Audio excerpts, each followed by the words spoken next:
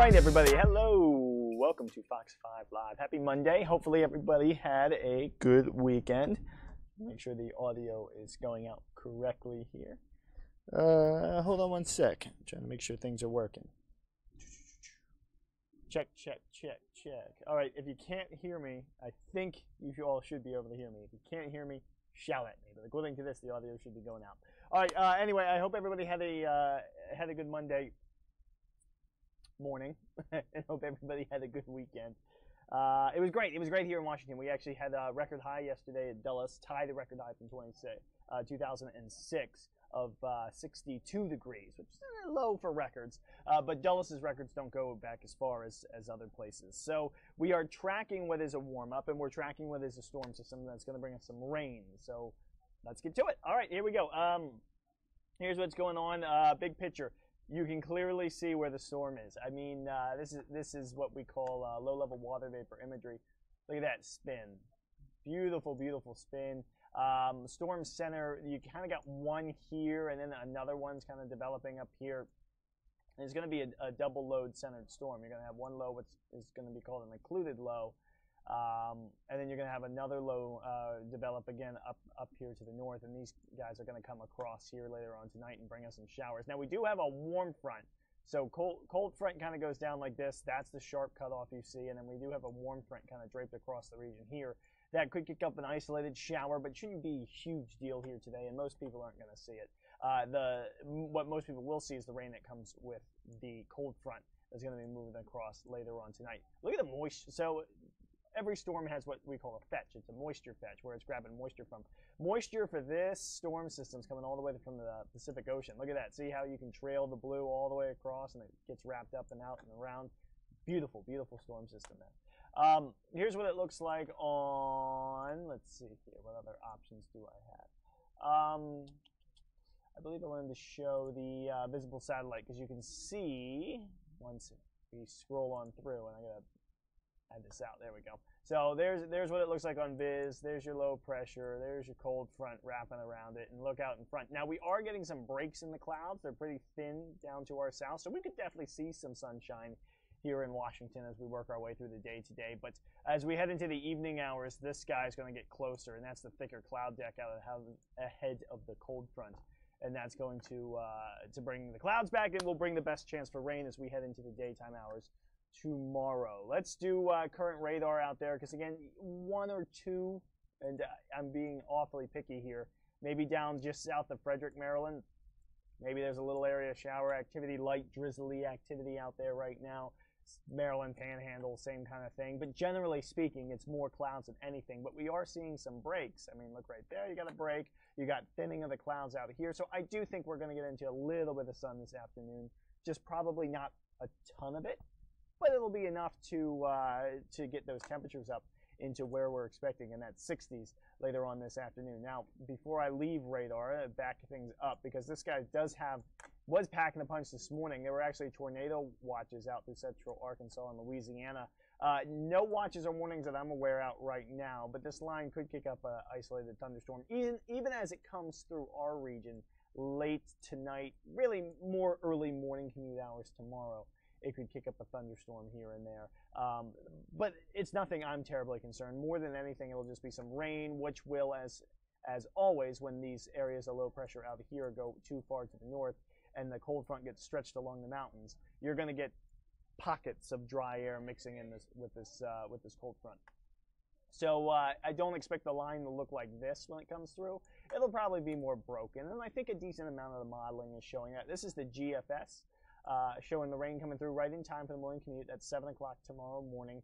Hangs around through the early afternoon. We clear it out on the backside. We start getting a little cooler. Different look, different model. Here's the high-resolution North American model, which will kind of go hour by hour for us and say, 7Z, which I believe is 2 in the morning. Maybe some light shower activity starts pushing into the region. Head of the cold front. Steadiest around the morning rush. That's actually 5 in the morning right there, with some heavy pockets of shower and maybe even a rumble or two of thunder around. Hangs around through the morning commute hours.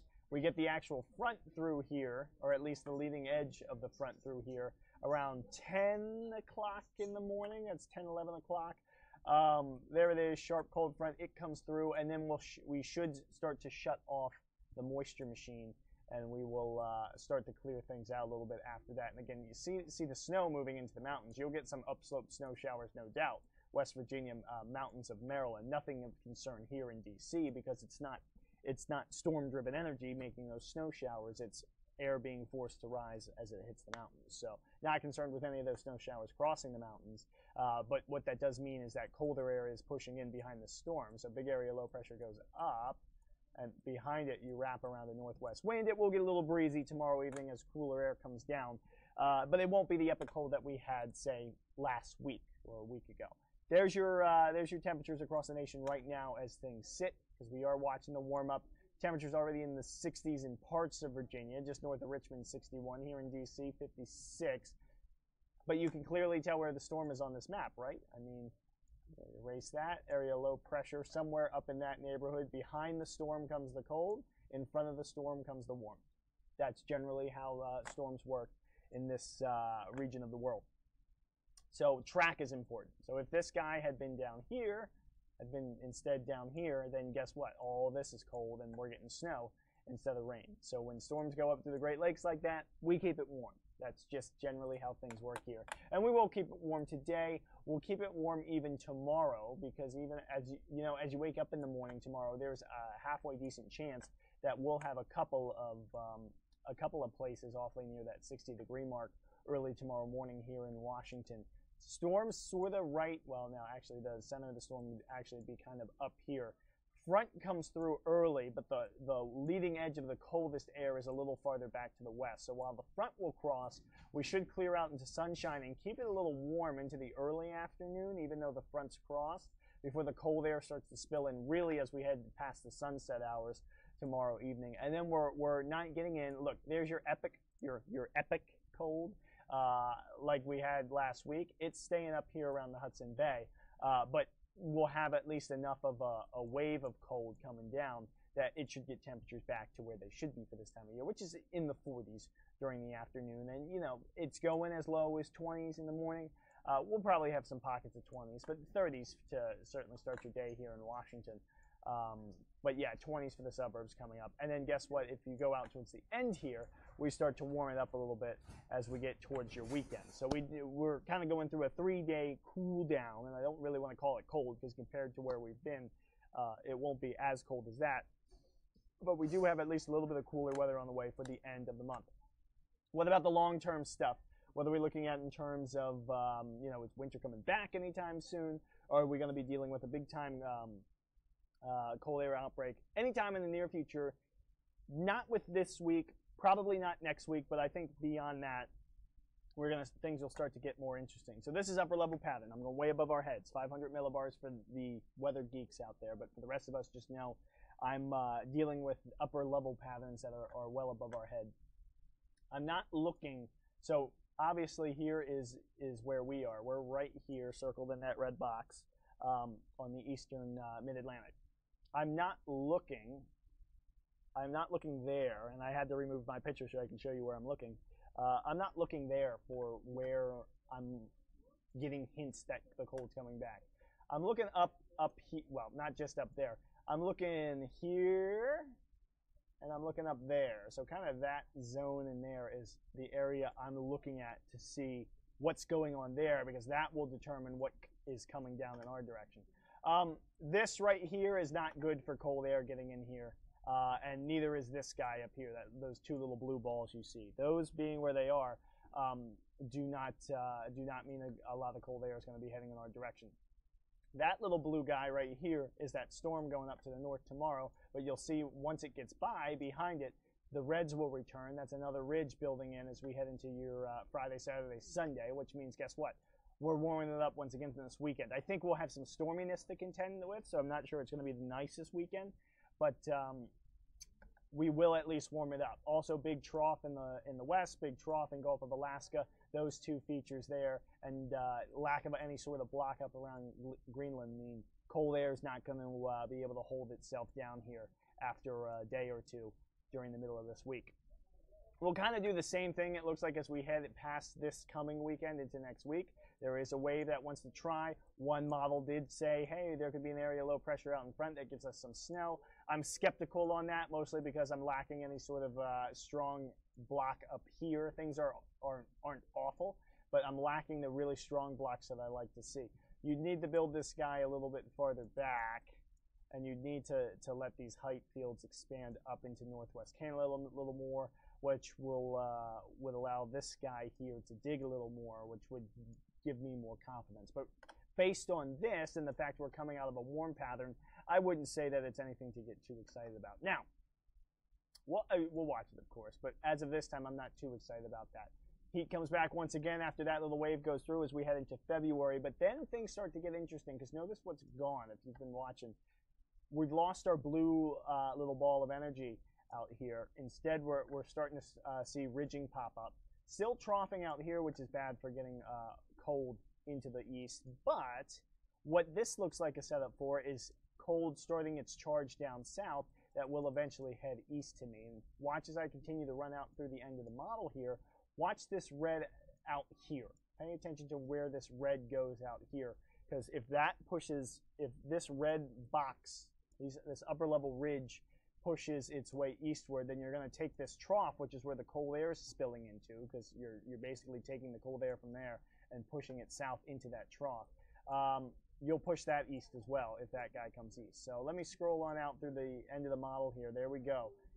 Now we're out to the 5th, 6th. So around Super Bowl time or beyond Super Bowl weekend, you're seeing a nice big ridge pop up into Alaska, into northwest Canada, and into California.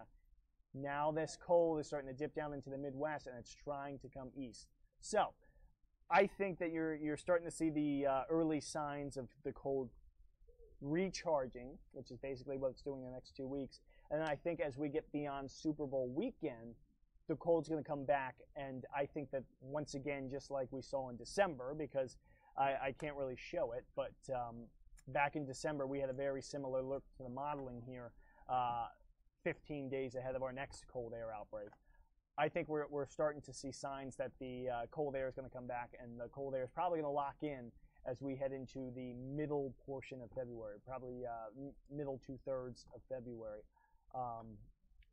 Beyond Super Bowl weekend is kind of my idea for when the cold starts to come back and really kind of lock in. So I hope that makes sense. I hope that didn't go over too many people's heads. Other than that, guys, for the next few days here, enjoy the warmth. We'll watch for the rain coming through later on tonight into early tomorrow morning. Be aware of that if you're commuting here in the morning. Don't be shocked if you see some sunshine this afternoon. I do think we'll be able to do it in spots. In fact, like a sub-regional here, I should be able to zoom in pretty close on Maryland. This is visible satellite, and we are. I mean, look right here. See the breaks in the clouds. See the darker spots. You're starting to basically get some gravity weight. See how this cloud. Let me stop it. It'll be easier if I stop it. Get that out of there. Let me stop the satellite photo and see how you have the clouds setting up in these kind of bands here, band here, band here, band here. Those cloud bands tell me that air is kind of doing this. It's bouncing a little bit off the mountains, and when the air tends to bounce like that, that's gravity waves. And when the air bounces like that, you'll get some clearing in between. So I think we could do partly sunny for a period of time this afternoon. And I believe we went 63 for a daytime high here in DC, and right now we're around 56 or so. Let's see if I have that other map up. Yeah, we're like 56 right now. So I think if we, 56 is what we are at Reagan National here in Washington. So I think if we get enough sunshine, we could actually do 64, 65 degrees today with enough sun. In fact, I could check that just because, you know, I have a little extra time. It's only 11:14.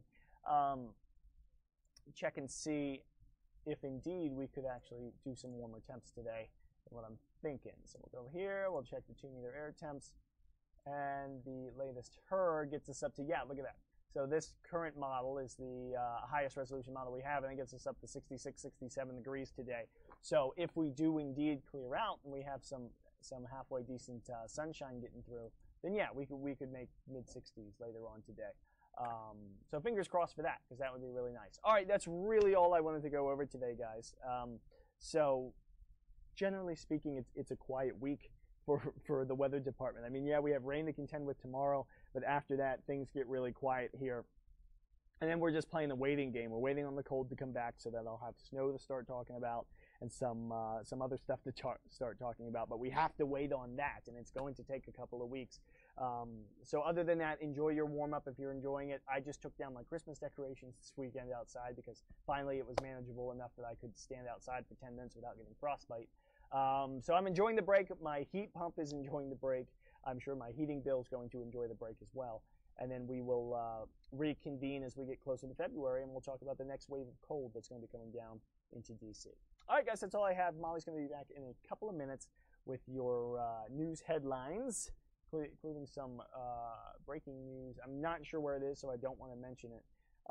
But there is a little bit of breaking news going on in the world that Molly will be bringing us in just a couple of minutes here. So I will sign off for today. Enjoy the day, enjoy the warm temperatures, and I will see you tomorrow when we will track some rain showers. See you guys later. I'll leave you with a live look at the camera, by the way. Molly is coming back.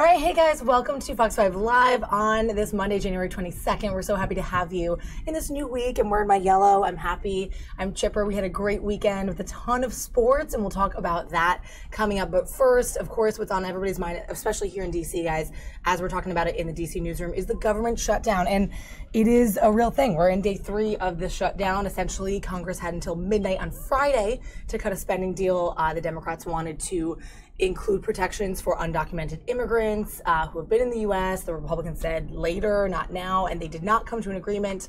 So we went into this whole weekend in this process, in this shutdown. So today, lots of federal employees are finding themselves furloughed, which means essential staff is at work, but non-essential staff is not. They did have to report today to kind of come in, get their furlough letter, and do the official sort of protocol for what happens when this happens. But in about 20 minutes from now, about noon Eastern time, the Senate is going to be holding this procedural vote, which could lead the way out of this shutdown and at least find some negotiations to continue the government for another couple of weeks. So just in a couple minutes, we're going to hear from Tom Fitzgerald, our political reporter, who will roll over here and chat with us a little more about that.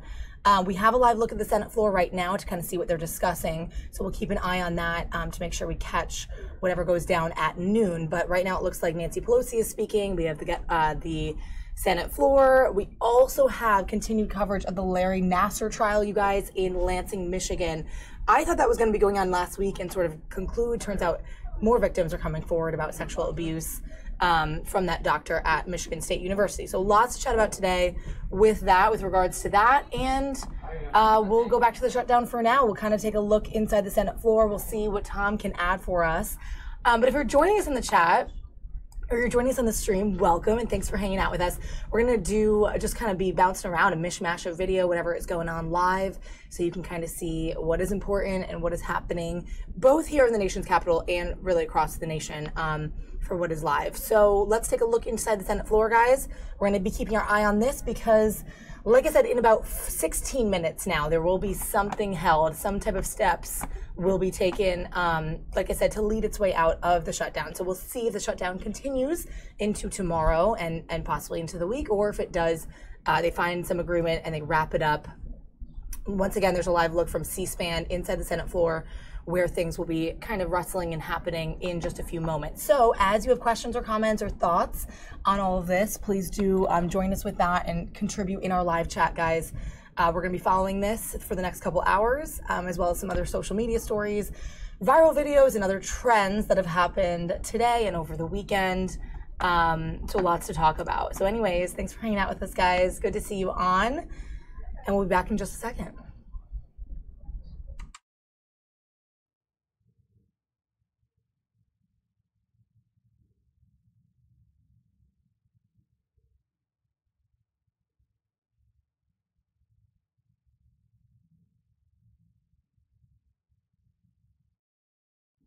Because all of you sister survivors need this, but you need to understand you have nothing to feel guilty about.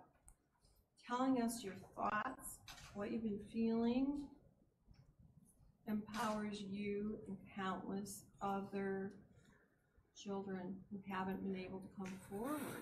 Your message is immeasurably strong and vivid and loud. You are worthy. Never think you are not worthy. If you forget it, Mom, bring her here and I'll remind her. Leave your woes here. Leave all those negative things here with the defendant. I will sentence him accordingly, but you need to be tall and strong and courageous every day like you have been just now. I'm honored you were here, and we all applaud and thank you. Thank you.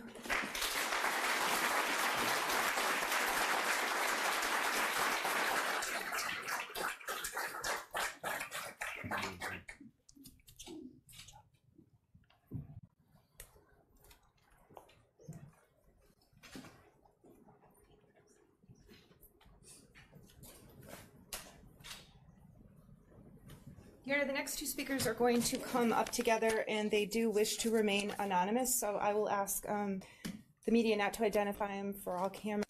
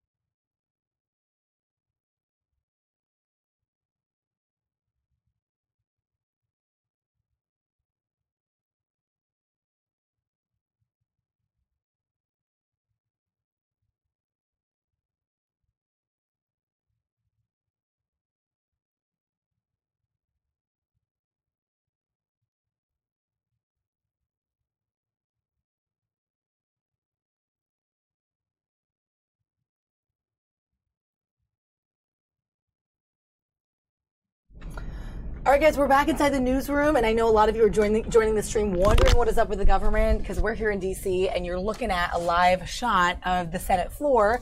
And here to join us to talk a little more about what happens next and what is really happening, just to kind of explain all this, is Fitz. Hi. You've seen him before. He knows a lot about this topic, and you've even probably covered this in the past, in 2015? 2013? Yeah. 2015.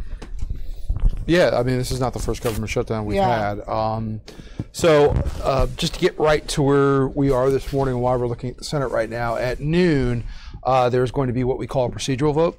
And this is going to be the first of 2 votes, hopefully, which will reopen the government. Now, this noon vote will not actually fund the government, but it will set up, it's a motion to proceed. So it'll be to proceed to the next vote. And if it is successful, he tried to say, they would be able to move on to the bill that would actually fund the government, probably for about 2 weeks. And, you know, we're 5 minutes away from this right now. Okay. Situation is this.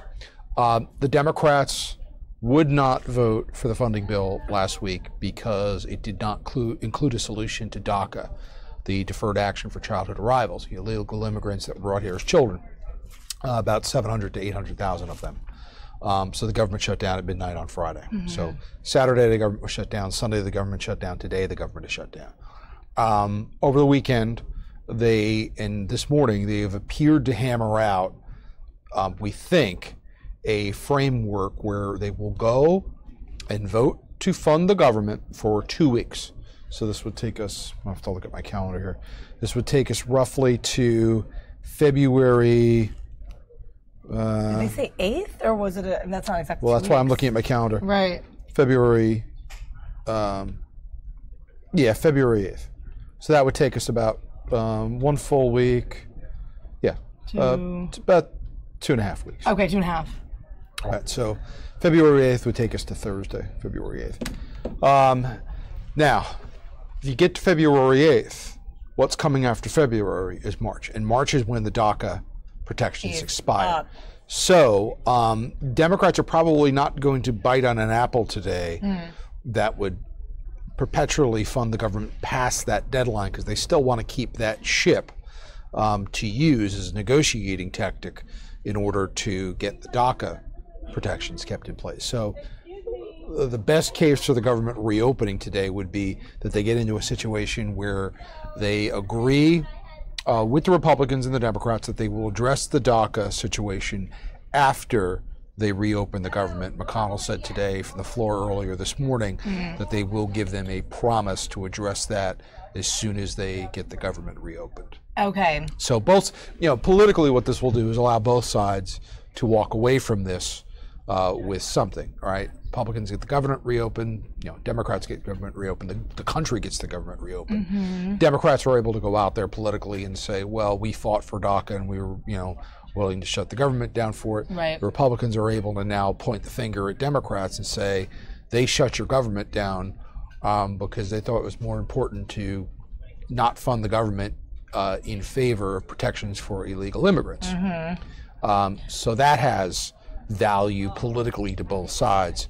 But the job one is they got to get the government reopened before they can start making any progress on DACA. Okay. So if both sides say they want to fix DACA, they want to extend DACA, they're not going to be able to do any of that until they get the government reopened. Yeah, it definitely is the Democrats making a statement in this. I mean, that's what I read from it. Pretty well, much. I mean, the way the Senate works, there was all this thing over the weekend about the Schumer shutdown, the Trump shutdown. The fact of the matter is, it's not a simple majority in the Senate to pass this funding bill. It has to have at least 60 votes. The Republicans do not have 60 votes in the Senate. So they need Democrats to come on board. So if Democrats do not support this funding bill, it will not pass. So whether you want to call this a Trump shutdown or whether you want to call this a Schumer shutdown, the fact is that enough Democrats did not support this funding bill to allow it to pass. And the reason they did not support this funding bill is because it did not include protections for DACA recipients. So best case scenario, we have a vote in a couple of minutes here, procedural vote to continue, and then another vote later. Is it this afternoon or tonight? Yeah, it'd be a motion to proceed, then a motion to pass. And that would be, and there's a best case scenario, all goes well today. It passes tonight. People are back in work tomorrow. Yeah. Essentially. Yeah, because I mean, one of the things too is the Trump administration has handled this differently than the Obama administration did. In 2013, when the government shut down over the issue of Obamacare, it was kind of it was spearheaded by Ted Cruz back then. The Obama administration made some pretty visible moves to illustrate the fact that the government is shut down. One of the things they did was they put barriers up over the World War II memorial. Wow. And that had the effect of, you had these, World War II veterans, some in their late 80s, some in their early 90s, who had come to Washington as part of like an honor flight to see their memorial. And this program's been going on for some time. They couldn't get in.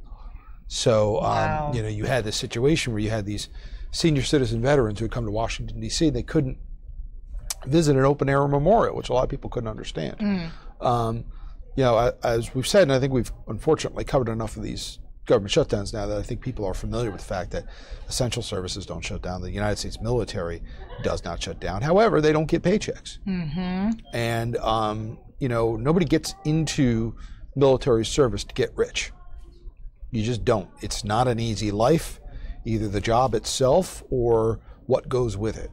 So to not get a paycheck is a big thing for those families and for those members of the military. It's it's kind of mentioned in passing through these government shutdowns, but in a lot of ways it's probably the most critical thing our country does. Yeah.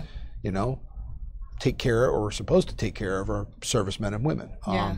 So there are real serious important reasons to get this government open. I know a lot of people like to sometimes get a little snarky and say, let it shut down. We don't need the government. Well, that's fine if people want to have that opinion. But the reality is there are, men and women in uniform in this country and, federal employees who work very hard and are very serious about their jobs that don't get paid. Sure. And, I often say, how would you like to be in your shoes? Right. Some of them got to go to work, but you're not going to get paid. Today being the first work day of the shutdown, so today is the first day they're affected with that paycheck, essentially. Right. And then obviously the best case scenario is that things are figured out today, such that tomorrow people are back at work, but lots of people not getting paychecks. There is the question of are they going to see a back paycheck? I know some people are. Yes, up for they will that. get paid for everything they're missing. But remember, during the 2013 shutdown with President Obama, that went on for almost 2 weeks.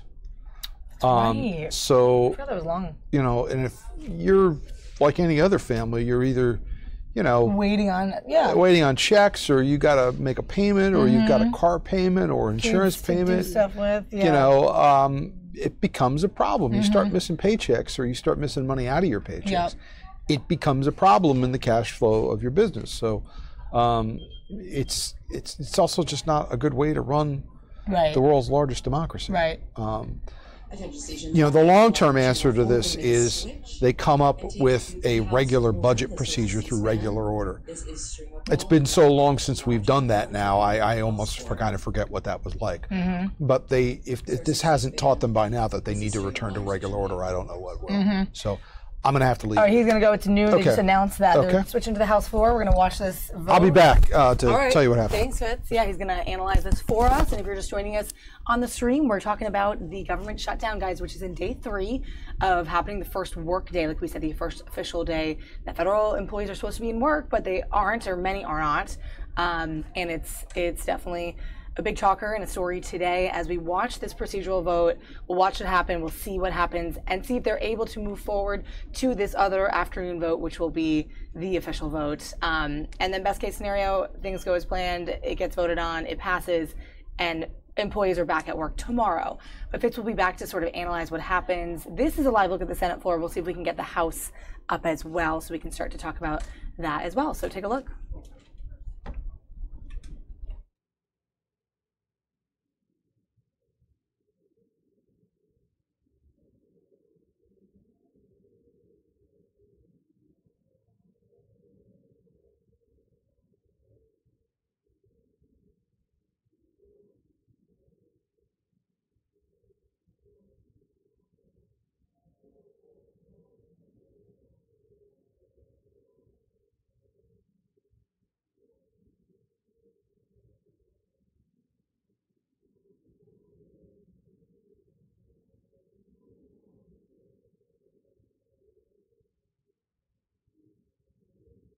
their work.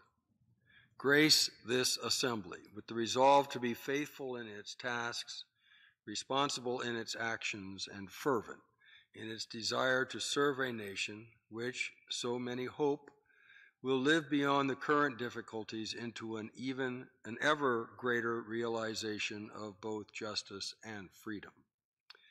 May all that is done today be for your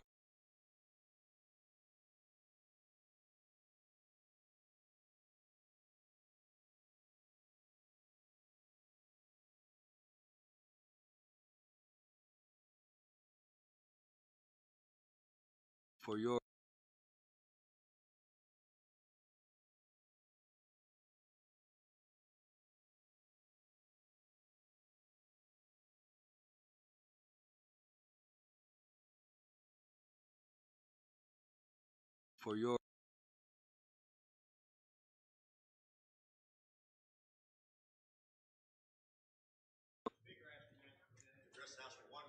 Without objection, the gentleman is recognized.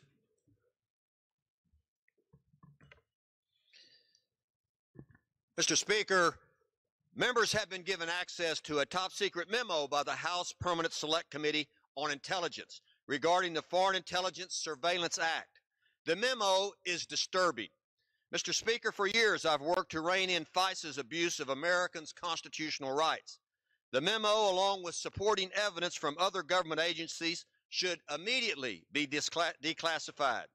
Despite the shutdown, the process to release this document to the American public and the media has begun.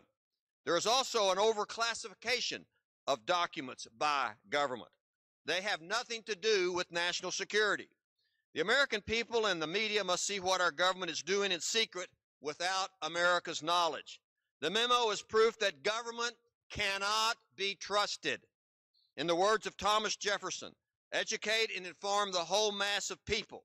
They are the only sure reliance for the preservation of our liberty. Mr. Speaker, the memo shows this is not the America our forefathers envisioned. And that's just the way it is. I'll yield back. Gentleman yields back. For what purposes does the gentlelady from Texas seek recognition?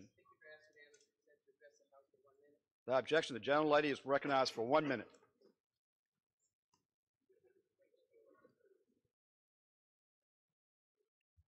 Speaker, day 3 of this shutdown, thousands of federal employees.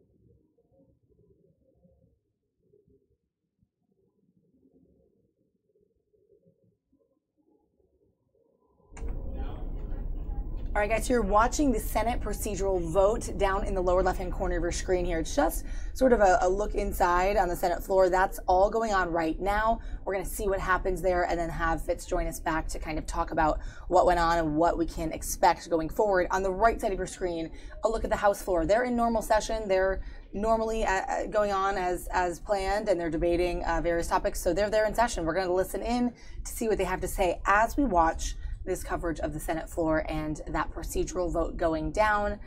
Take a listen. Politics of the government shutdown, 1 million children are being hurt. I yield back. For what purposes? The gentleman from Oregon seek recognition.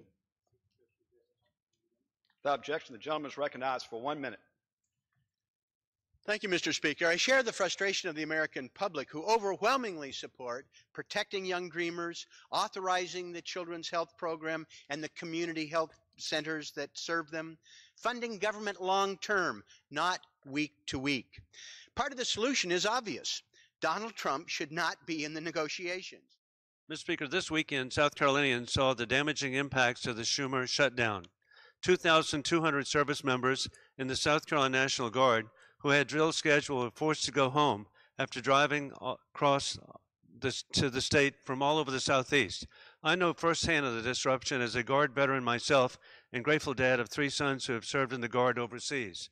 Additionally, 70 soldiers who were operating on active duty operational support orders had their orders terminated and will no longer have insurance or income as of today. Approximately 750 federal technicians who handle mechanics for the South Carolina National Guard will be laid off today. This is not only devastating to families, it will negatively impact the readiness of our forces, which I recognize as chairman of the Readiness Subcommittee. The Guard has 80 soldiers who were planning to attend necessary training this weekend, but those drills have been canceled, resulting in soldiers not being qualified or eligible for promotion due to missing training. This serves as a sad example of just the impact on the South Carolina Guard members.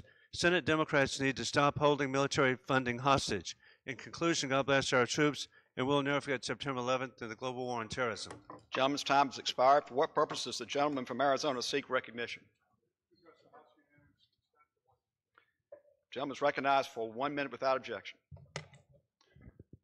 Mr. Speaker, on the third day of this reckless government shutdown, I rise to urge my colleagues on both sides of the aisle to find common ground and end this gridlock. Families in Arizona and America are hurting. It's past time for Congress to come together to boost our military. We must reauthorize funding for Children's Health Insurance Program, community health centers, and the Special Diabetes Program for tribal communities, and many others. Mr. Speaker, I can't go back to business. We can't go back to business as usual and continue to fund our military a few weeks at a time. Secretary Mattis and our military leaders have been clear about the dire impacts of continuing resolutions on our national security time and time again throughout this year. We are facing increasing global threats. We cannot undermine our defense leaders and our troops by refusing to work together. We are here to solve problems. For our brave service members and families across our communities, let's get the job done, and I yield back. Gentleman yields back. For what purpose does the gentleman from Indiana seek recognition? Mr. Speaker, I'd like to address the House for 1 minute. Without objection, the gentleman is recognized for 1 minute. Mr. Speaker, we've done our job. President Trump is doing his. The House has passed a spending bill that keeps our government open, funds our military, and helps protect health care for millions of low-income children. But Senate Democrats only want to obstruct President Trump. They're opposed to a bill that has everything in it that they're not opposed to, but they hold out for more. Why? Because they're putting amnesty for illegal immigrants above law-abiding citizens. This is unacceptable. They are putting amnesty for illegal immigrants ahead of health care for low-income children. They are putting amnesty for illegal immigrants ahead of funding our military. They won't allow anything that includes President Trump's wall. This is inexcusable. We need border security. We need to keep our government open. We need to fund our military, and we need to provide health care for millions of low-income children. This is not a complicated matter, and voters should hold Democrats in the House and Senate responsible. I yield back. Gentleman yields back. For what purpose does the gentleman from Illinois seek recognition? Without objection, the gentleman is recognized for 1 minute. Mr. Speaker, this shutdown is an unnecessary, self-created crisis driven by an unwillingness to compromise. The American people deserve better.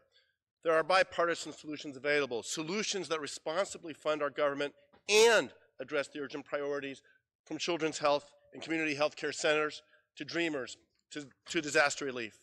I've been meeting with members on both sides of the aisle, including the Problem Solvers Caucus, and I know there is a real willingness to get this done.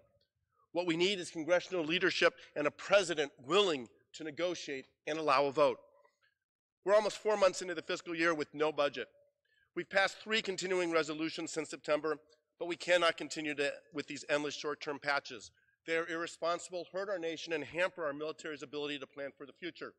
The Navy Secretary likened it to putting $4 billion in a trash can, pouring lighter fluid on it, and setting it on fire. The clock is ticking. The last shutdown in 2013 cost our economy $24 billion. This won't be resolved by one side going it alone. Let's end the political games, stop the finger pointing, and do the work the American people sent us here to do.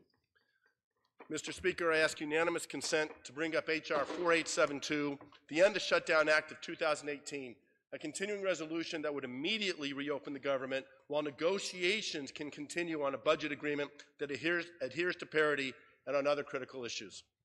As the chair previously advised, that request cannot be entertained absent appropriate clearance. For what purpose does the gentleman from California seek recognition? Without objection, the gentleman is recognized for 1 minute.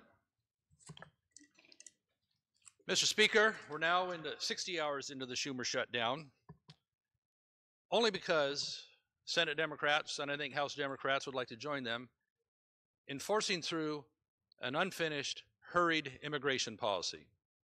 This fellow here, I'm not going to even name his name, is on trial in Northern California for killing 2 police officers. He was twice deported from Arizona. And when the killings were described by others in the court, this fellow laughed and smiled as it was recalled. He then launched a profane tirade, claiming his only regret is he didn't kill more than 2 officers, and that he'd escape from jail and he'd do it again. I'll even quote part of him if I can. I don't blank regret that. The only thing I blank regret is that I only killed 2. I wish I blank killed more. I will break out soon and I will kill more. So he's promised when he gets out, he will kill more. Does anybody out there believe that under current policy, with the sieve of a border that we have, that he won't fulfill that promise? Do we think that the families of Danny Oliver and Michael Davis, or the families of Kate Steinle and Jamil Shaw Jr. have confidence that it isn't going to happen and that justice will ever be served? We don't link this. I just yield back. First, the gentleman from Connecticut seek recognition. Without objection, the gentlewoman is recognized for 1 minute. At the heart of this government shutdown is the president and the Republicans' inability to govern, except to give huge tax cuts to the 1% and their corporate donors. The Constitution empowers the Congress to appropriate the funds for the general well-being and for national defense. Instead, the Republicans are asking us to fund the government 30 days at a time. We will not be lectured on the health and the safety of our children by a party who has refused to fund community health centers, a party who dragged their feet for months while the families of children on SHIP were terrified about the future of the program. If they are so concerned about children's health, they would make the Children's Health Insurance Program permanent. But this is not about SHIP. Do not insult the intelligence of the American people. Just look at what happened in the Senate. They refused to take up a permanent CHIP bill. Republicans are using CHIP as a bargaining chip and nothing more. Do not hide behind our children. Reopen this government before people get hurt. We will not cave in to bullying and brinkmanship. We are here to govern, not to play a game of chicken. Time has expired. We need to meet the needs of the middle class The and working gentlewoman's families, time and has we need expired. to fund. I ask unanimous consent the quorum be dispensed with. Without objection. Thank you, Mr. President. Now, today, we drink seltzer. Today, we enter the third day of the Trump shutdown, the first ever real shutdown to occur when one party controls the entire legislative process. The Republican Party controls the House, the Senate, the presidency, and yet they were unable to keep the government open for the American people. Leader McConnell knows it takes 60 votes to win passage of a spending bill, and yet he moved forward with a last-minute extension that he knew lacked the votes. Both Democrats and Republicans voted against that bill. The reason the Republican majority had such difficulty finding consensus is they could never get a firm grip on what the president of their party wanted to do. These days, you never know who to deal with when it comes to the Republicans. The Republican leaders told me to work out a deal with the White House. The White House said work it out with Republican leaders on the Hill. Separately, President Trump turned away from not one, but two bipartisan compromises. Each would have averted this shutdown. Each would have led to a deal on the budget and health care and disaster aid and things like opioids and veterans and pensions and on immigration. My recent offer to the president was a generous one. I put his signature campaign issue on the table in exchange for DACA, and still he turned away. President Trump's unwillingness to compromise caused the Trump shutdown and brought us to this moment. The facts are well known. Now I wish to update the Senate on where things stand after this weekend. Since our meeting in the Oval Office on Friday, the President and I have not spoken, and the White House refused to engage in negotiations over the weekend. The great deal-making President sat on the sidelines. Despite and because of this frustration, I've been having conversations with the Republican leader over the weekend about a path forward. After several discussions, offers, counteroffers, the Republican leader and I have come to an arrangement. We will vote today to reopen the government to continue negotiating a global agreement with the commitment that, if an agreement isn't reached by February the 8th, the Senate will immediately proceed to consideration of legislation dealing with DACA. The process will be neutral and fair to all sides. We expect that a bipartisan bill on DACA will receive fair consideration and an up or down vote on the floor. Now, it's a shame, Mr. President, that the American people and the Senate have had to endure such hand-wringing, finger-pointing stridency to secure a guarantee that we will finally move to address this urgent issue. It is something the majority could have avoided entirely, a concern the President could have obviated if he were only willing to take yes for an answer. While this procedure will not satisfy everyone on both sides, it's a way forward. I'm confident that we can get the 60 votes in the Senate for a DACA bill. And now there is a real pathway to get a bill on the floor and through the Senate. It is a good solution, and I will vote for it. I'm incredibly grateful to the bipartisan group that has come together in recent days to renew the immigration debate with a sense of urgency. There you are. I believe that this group has the potential to return the Senate to the kind of place it should be on the issue of immigration, a place for bipartisanship, a place for action, a place for achievement.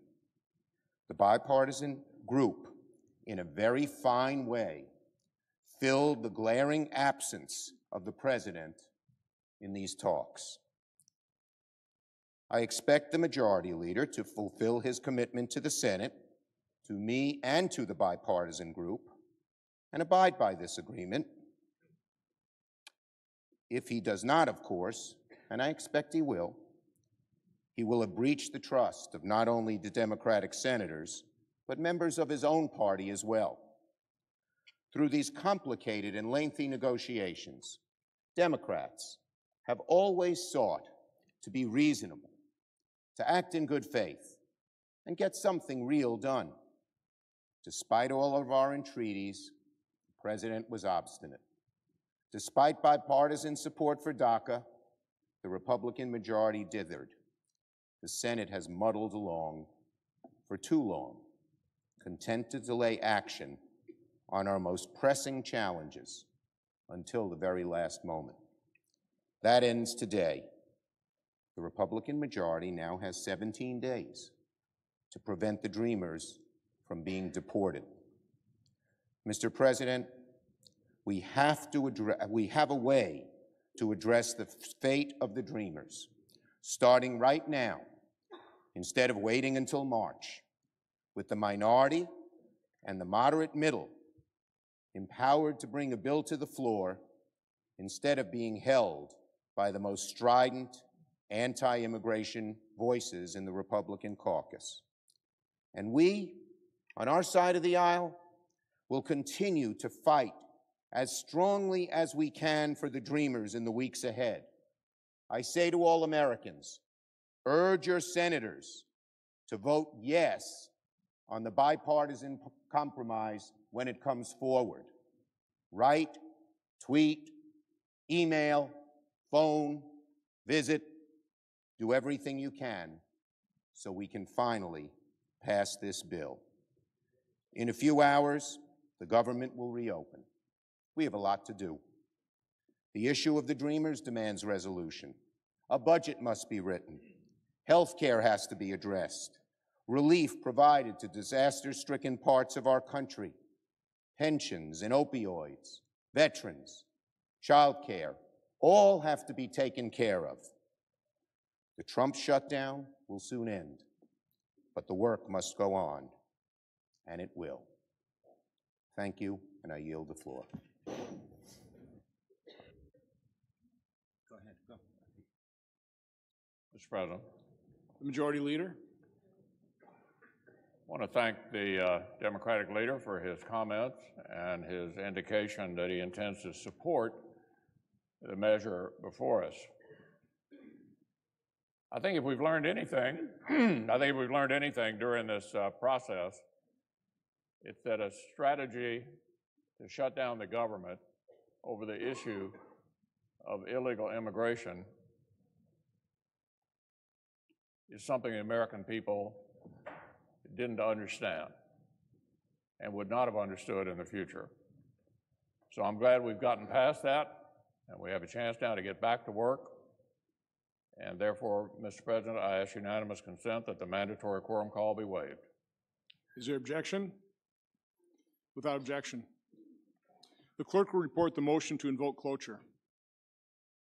Cloture motion. We, the undersigned senators, in accordance with the provisions of Rule 22 of the Standing Rules of the Senate, do hereby move to bring to a close debate on the motion to concur with a further amendment in the House amendment to the Senate amendment to H.R. 195, signed by 17 senators. By unanimous consent, the mandatory quorum call has been waived. The question is it the sense of the Senate that debate on the motion to concur in the House amendment to the Senate amendment to H.R. 195 with a further amendment shall be brought to a close?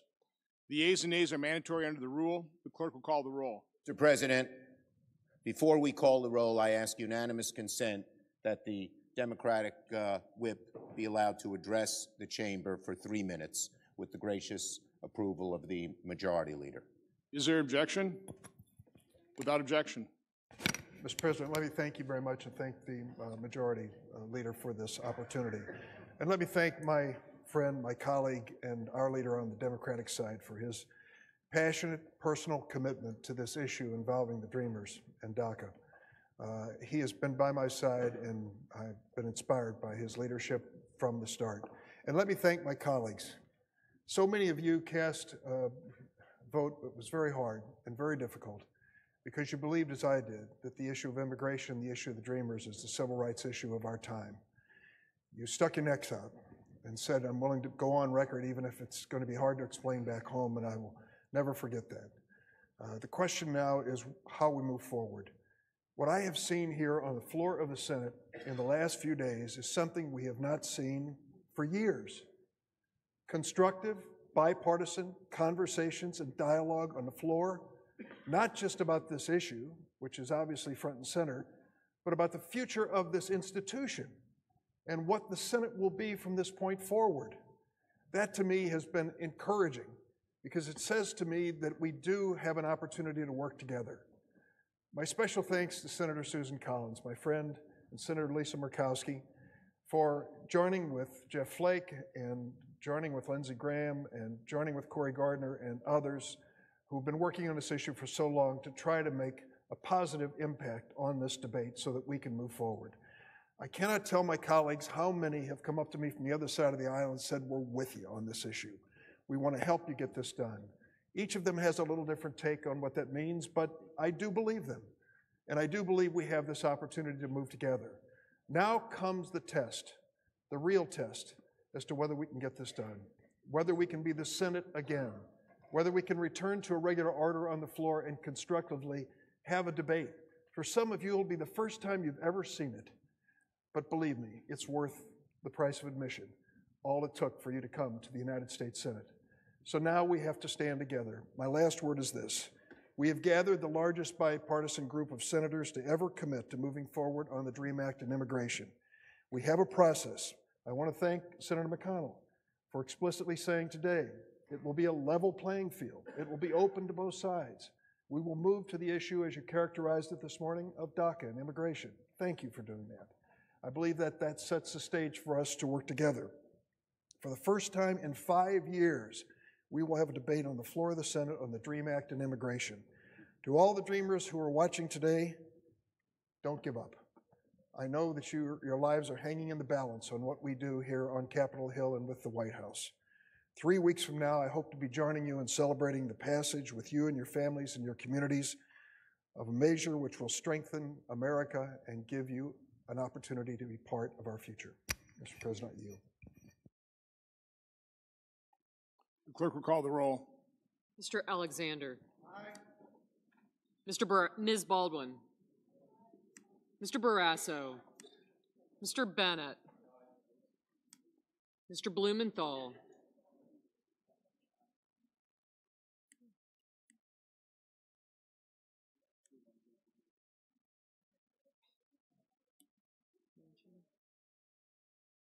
Ms. Collins.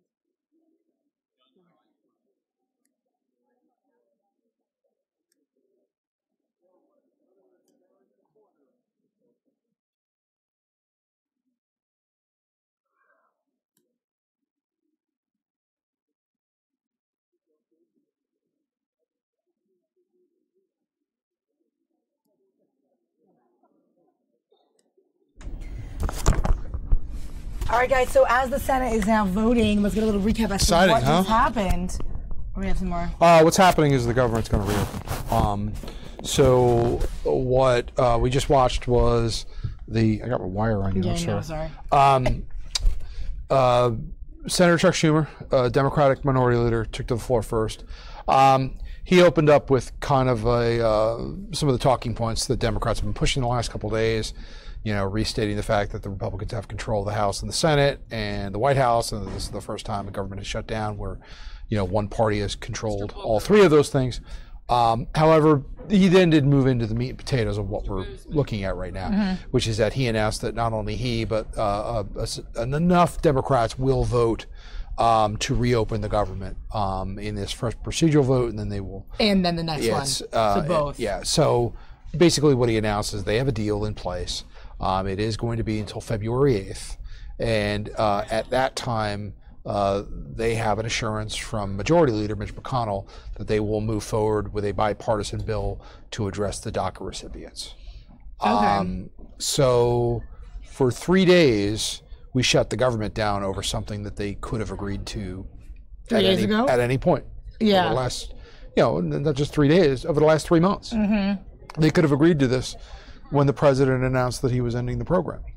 But, a lot like a kid that doesn't do their homework until the day before it's due, once again, Congress waits until the very last minute, and you have these standoffs and these shutdowns now.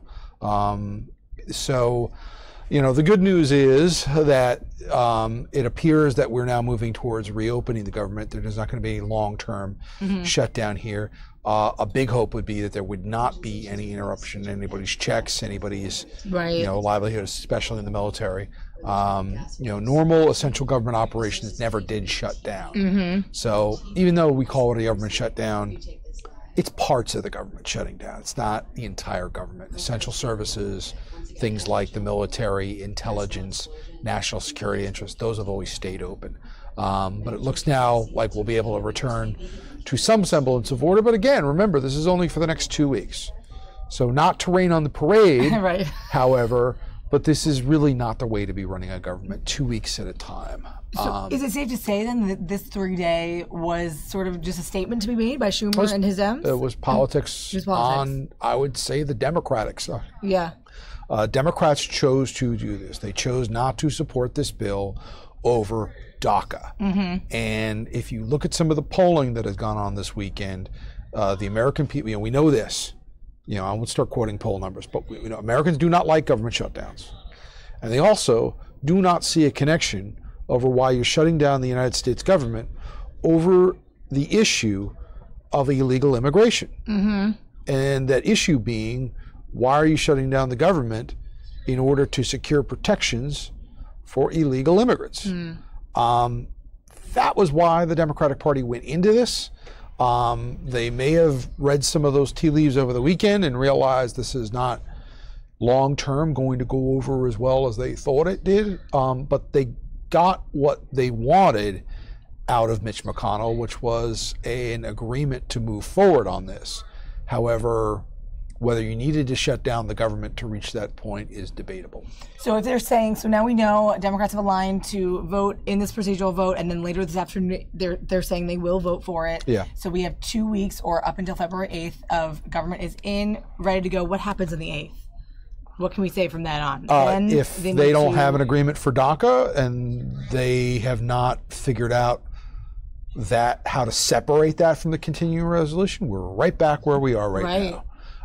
Because all this is doing is, again, kicking this can down the road for another 2 weeks. So yes, this is a good thing that they will reopen the government, but it was not a good thing that they shut it down to begin with. Yeah, wow. And you were here a little bit over the week. I guess Sunday you were here kind of following it. Here on Sunday, yeah. And that must have been an interesting day to kind of, in the middle of it all. Well, because what you saw on Sunday was a lot of senators walking around the Senate, the ones that were there saying, well, we haven't heard anything. So that wasn't exactly encouraging. But, in a lot of ways, this wasn't a heavy, this is Steny Hoyer coming up right now if you want to check in and see what he's doing. Let's check it out. It's the House Minority Whip.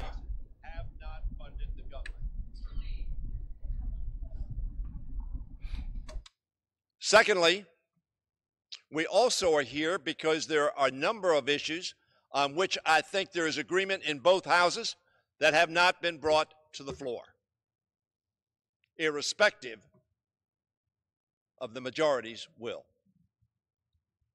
It appears from what the Senate leader has said is that there is an agreement in the Senate. And perhaps, and I think we probably will, move forward today to open up government. But I hope my Republican colleagues do not misinterpret what is happening, because the issues will not go away. Between now and February 8th, if that's the date, we must resolve how we're going to fund the government.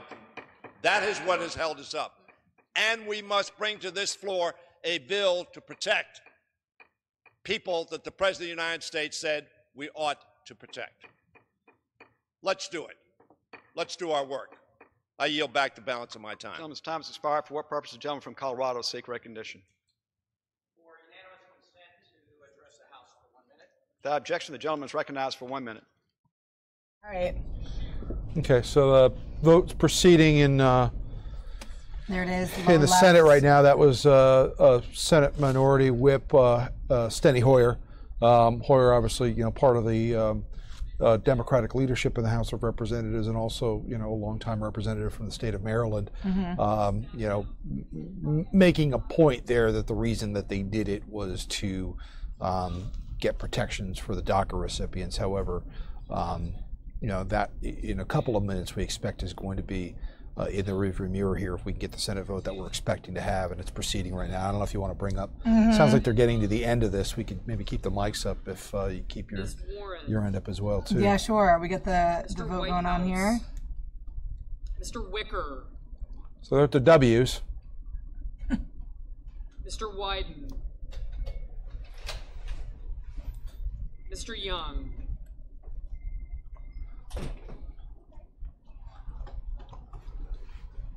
So you can see Senator Van Hollen walking around the front of the well of the Senate right there, walking right under the Fox 5 banner there. Yeah. A couple of the other senators kind of milling about. Chuck Schumer kind of holding court there up on your right, seated as the some of the other senators are around him right now. One of our viewers asking about what the whip means. A whip. Oh, that's a good question, actually. That's a really good question. What the whip is he's like kind of number 2 or 3. Clyburn used to be the assistant majority leader, but he's Nancy Pelosi's assistant, kind of. And what the whip's job is to make sure that they have a count of all of the congressmen that will vote for their bills. So kind of, I guess you could describe it of you whip up the votes. Oh, there you go. Go whip up something in the kitchen. Go whip up some votes for us. So that's where it comes from. So the whip's job is actually really important. If you ever watched House of Cards, the very first season of House of Cards, Kevin Spacey's character, we all know about Kevin Spacey now, but his character, Frank Underwood, when House of Cards first started, was as the House Democratic Whip. Of course, in their version of it, he was House Majority Whip, because in that universe, they were the Democrats were the majority party. But that was the very first job that Frank Underwood had when that TV show started. I use that as an example because that show actually has informed a lot of people over how government works, for better or worse. I don't know if they go around murdering each other on the subway. But no spoilers, but it's fairly accurate as to how they structured the characters and what their jobs were. So, hope that answers your question. Yeah, that's a good one. So he's kind of a vote counter and a vote getter, and it's his job to keep track of the votes so they know that their bills are going to pass or not pass. And if it's getting close to not passing, they circle the people that they think they can get, and they kind of target them and try to bring them to their side. I just heard them called White House, so they are still in the W's. That's what well, that's not the actual White House. That's Sheldon White House. Sheldon, yeah, I know, Rhode Island. He's a senator. His name just happens to be White House. Right, but the W's. But I'm sure they will. There's Tammy Duckworth going by up at the top there. I'm sure they're already on the phone with the White House right now. Isn't that amazing to have that name? Yeah, well, if he ever runs for president, that'll be an interesting campaign poster, White House for the White House. So. Perfect. But a lot of people on the stream kind of talking about how this could be a vicious cycle. Is this just going to happen again in 2 weeks? Or will they come to some compromise, do we think? I mean, if they don't have an agreement in place in the next 14 days to extend DACA, yeah, we're going to be right back here again. So that's why if you sense any what's the word here, suspicion in my voice that we've completely seen the end of this. Yeah, I don't think we're completely done with this yet. Yes, the government will reopen, but unless they come to some sort of an agreement, and unless the White House, as you heard Mitch McConnell say over the weekend, starts being clear with Republican leaders about what they want in a bill, it's hard to see how they're going to figure all this out in the next 14 days. Yeah. So we very well in 2 weeks could be looking at this again. Nancy Pelosi's on the floor of the House right now. Yeah, we're going to bring her up. Check it out. Is lying over the Capitol, and that is the Trump GOP tax scam. Under that legislation, over nearly $2 trillion will be added to the national debt. And why that's bad enough in itself, but it also has cast a shadow over the ability of this House to honor its responsibilities to the American people. We take an oath of office to protect and defend the American people and our Constitution.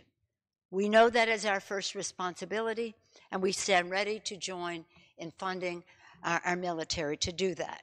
So for the Republicans to say we were shutting down government because we didn't want, we weren't shutting down government. You shut down government, but let's put that aside for now as we go forward. Let us stipulate to the fact that we will all agree that we need to support our troops in the manner that the mission that is established calls for, 1. 2, the other part of that debate is about the domestic agenda. The domestic agenda includes opioids, veterans, issues like that that are part of our national security. Homeland Security, Veterans Affairs, State Department, anti-terrorism activities of the Justice Department. The list goes on of things that are part of the security function that are on the domestic side. Our colleagues on the Republican side of the aisle have been reluctant to support domestic agendas. That's just the way it is. And I think that's one of the reasons the Speaker has increased the defense spending so that he can get their votes, even though they don't want to vote for the domestic spending. But if we are going to honor the commitment, the dollar figure that is in the authorization of the Department of Defense bill, and honor the budget agreement, we will be adding $300 billion to the deficit, maintaining parity. I just want our Republican colleagues to know that when they're voting for a CR that takes us to the next step, if it honors the commitments that have been made, will be $300 billion, over and above the $2 trillion. And I just say that because that dark cloud will now, I've heard you say, well, we have a big deficit, so we have to look at Social Security, Medicare, Medicaid, all of those initiatives. So if we're not going to honor that, and we're not going to honor other commitments because of this tax scam and this Trump shutdown, then we have a problem going forward. So yes, we're here about values. It's not about one set of children versus another. It's about our values. The Republicans have put forth what they did with CHIP, which in the Senate they've never shown much of an interest in. All of a sudden it was their CHIP, their chit. CHIP was their chit. They put that on the table. And they said America is a country of Sophie's choice. You either choose the Dreamers or you choose the CHIP kids. No, we all support all of that. America can take care of all of its children, their safety, their health, their well-being.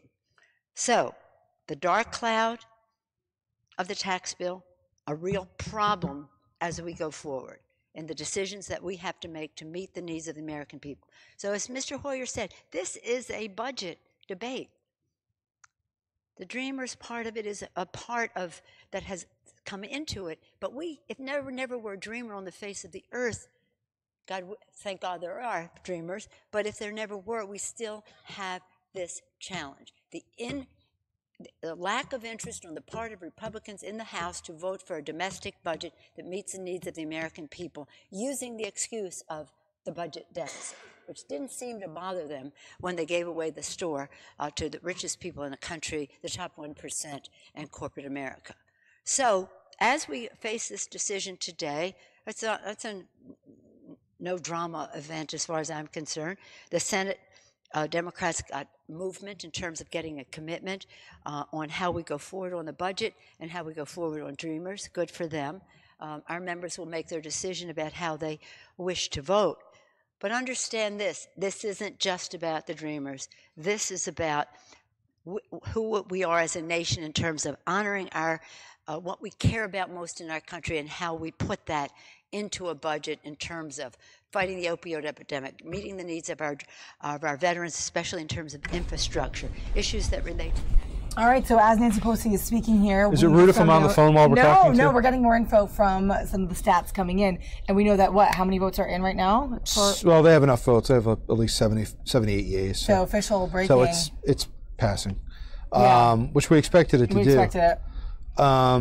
Nancy Pelosi, I think that's an indication what you just heard from Nancy Pelosi about how quickly they want to change the subject right now, because that entire speech that the Senate Minority Leader just gave was all about tax cuts and deficit, not really about what we've just been going through for the last 3 days. So the Democrats, they were on kind of a roll the last couple of months and weeks. You had the Doug Jones, election down in Alabama. They took away a seat. This is Jamie Raskin, now a Democrat from Maryland, D.C. area lawmaker, if we want to see what Raskin has to say. Yeah, let's check in. My constituents and the people across the country who depend on them are in limbo because of the irresponsibility, the indolence, and the incompetence of President Trump, who called on his tweet machine for a good shutdown of the American government that he barely opened up in the first place. They worked overtime to get all of the Republicans behind their obscene tax break for the richest 1% of the country and foreign investors in Saudi Arabia and China and the Cayman Islands, but they could not be bothered to pass a budget for the American people, which is our central constitutional function. They don't mind shutting down the government for the 5th time in 30 years, as long as their big campaign donors get the huge legislative payoff they're waiting for. Let's do our job and let's pass a real budget. Gentleman's for the American time has people. expired. For what purpose does the gentleman from California seek recognition? For 1 minute to revise and extend my remarks. Without objection, the gentleman is recognized for 1 minute. Mr. Speaker, I rise to ask both sides of this chamber to stop bickering and finger pointing and start listening to each other. Let's come to a compromise. This government shutdown is a disgrace to this Congress and hurtful to this country. Both sides are blaming each other, and the American people are shaking their heads in disgust and disbelief. Both sides have valid points, but in this case, partial rights actually make a wrong. The government needs continuous funding. The military needs funding. Domestic programs such as Homeland Security, children's health, and the opioid epidemic need proper funding. DACA needs a solution. The southern border needs securing. Members of the House, let's work together and find reasonable compromises for these important issues. Let's look at each other as honorable people. Mr. Speaker, I yield back. Gentleman yields back. For what purpose does the gentleman from Ohio seek recognition? Ask unanimous consent to address the House for 1 minute, revise and extend my remarks. Without objection, the gentleman is recognized for 1 minute. Mr. Speaker, this is about members of Congress doing their job. The number one function of a Congress is to put out a budget. And this Congress spent the last 6-8 months giving away $2 trillion to the wealthiest people in the country, and now we come to do a budget and say, well, we don't have any money. We have priorities here, and it's about taking care of people who are getting hurt. It's about a gentleman who drove truck for 40 years, missed the baseball game, missed the soccer match because they were on the road. Now they need their pension, and it's cut in half, and this Congress isn't doing a damn thing about it. It's about the coal miner who climbed into a dirty hole for 40 years, and now they want a pension. And the Republican leadership here is absent. It's about health care for kids, and it's about young kids, 11 million of them, who are going to law school, going to college, going to med school, and all they want is a chance to sleep good at night. This Congress needs to get back to work. The gentleman's time has expired. The chair lays before the House a communication. The Honorable the Speaker, House of Representatives, serve. In light of media reports with regards to a settlement reached between my office and a former employee, I hereby resign from the House Committee on Ethics effective January 20th, 2018. Throughout this process, I have been in communication with the committee and sought to handle a difficult matter ethically, appropriately. All right, let's go back full screen on the Senate floor here. The vote continues, right? And it's going, but we know it passed. Am I allowed to chew gum? Yeah. I forget. No, you're good. Right, guys? It's casual. Well, because I always chew gum in the newsroom, so you do. but I never chewed gum on TV, so No, yeah, you're good. I want some. I don't know what the proper procedure is here. All right, so back to the Senate. What you hear there basically is Democrats and Republicans are kind of just going up to the mic right now in the House and taking partisan shots at the other.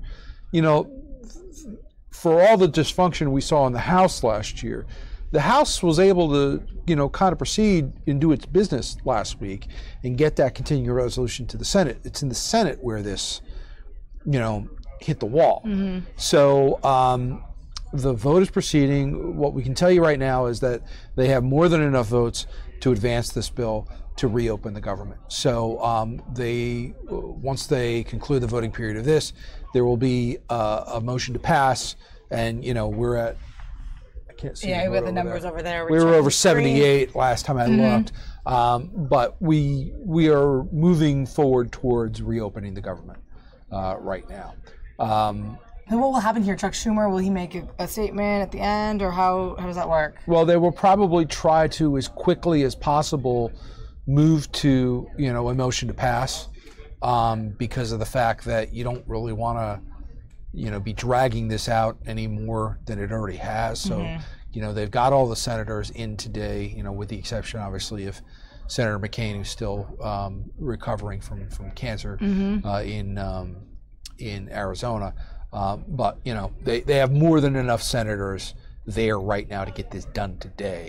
And they want to get this done today because you don't want to, you know, go into a, you know, they're already in day 3 right now. You don't want to start pushing this any further than it already has. So all said and done, this is a pretty good outcome. People are going to be back to work tomorrow. There's 1 day of unscheduled leave, so no pay, and that will likely be back paid.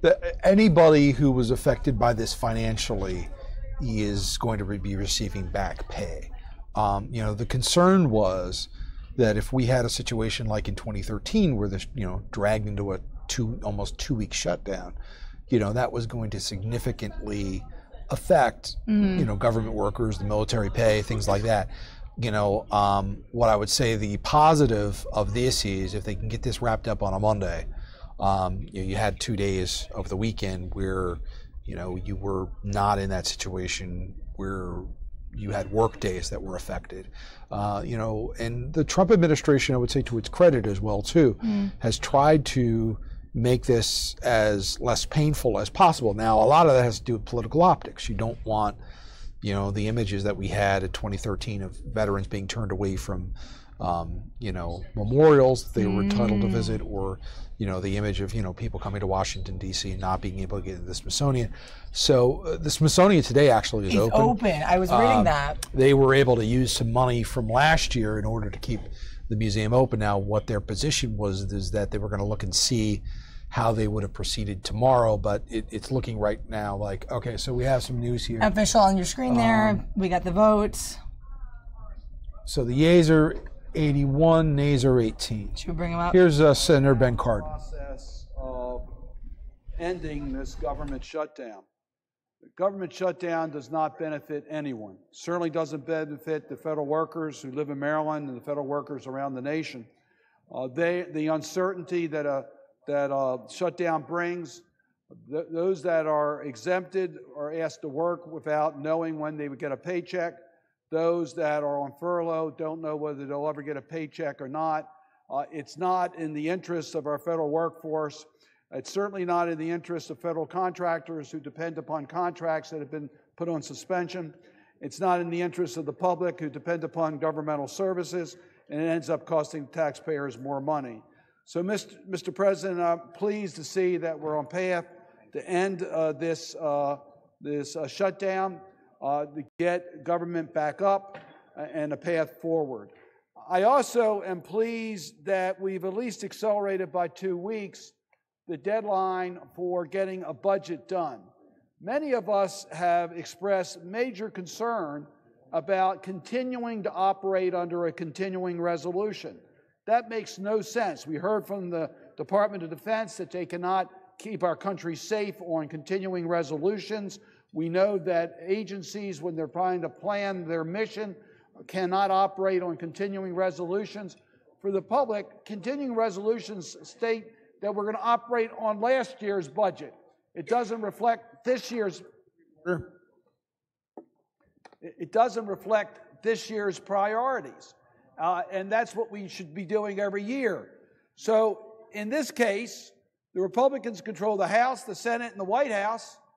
We would think that a budget could have been done by October 1, which is when the fiscal year began, October 1 of last year. We're now approaching 4 months under the FY18 budget, and we still don't have a budget. So one of the parts that I am pleased about as we move forward, we've had real, I think, positive discussions that by the February the 8th date, it's realistic to expect that we're going to be able to enact budget numbers so that the Appropriations Committee can recommend to the full chamber and we can pass appropriation bills or a cromnibus or an omnibus that will allow our agencies to have full year appropriations, or I should say the remainder of this year's appropriations. And I certainly hope that will include FY19. That would certainly be the best. And that it will be balanced between the needs of the Department of Defense and the non-defense agencies. We have critical functions that require to have a full year of appropriations for, including our national defense, Department of Defense, our State Department, the Department of Health, and the work that's done in National Institutes of Health, Food Safety and the Federal Drug Administration, the ability of the Social Security Administration to deliver checks to our seniors and to take care of our health care needs. All that requires that we have the predictability of a budget.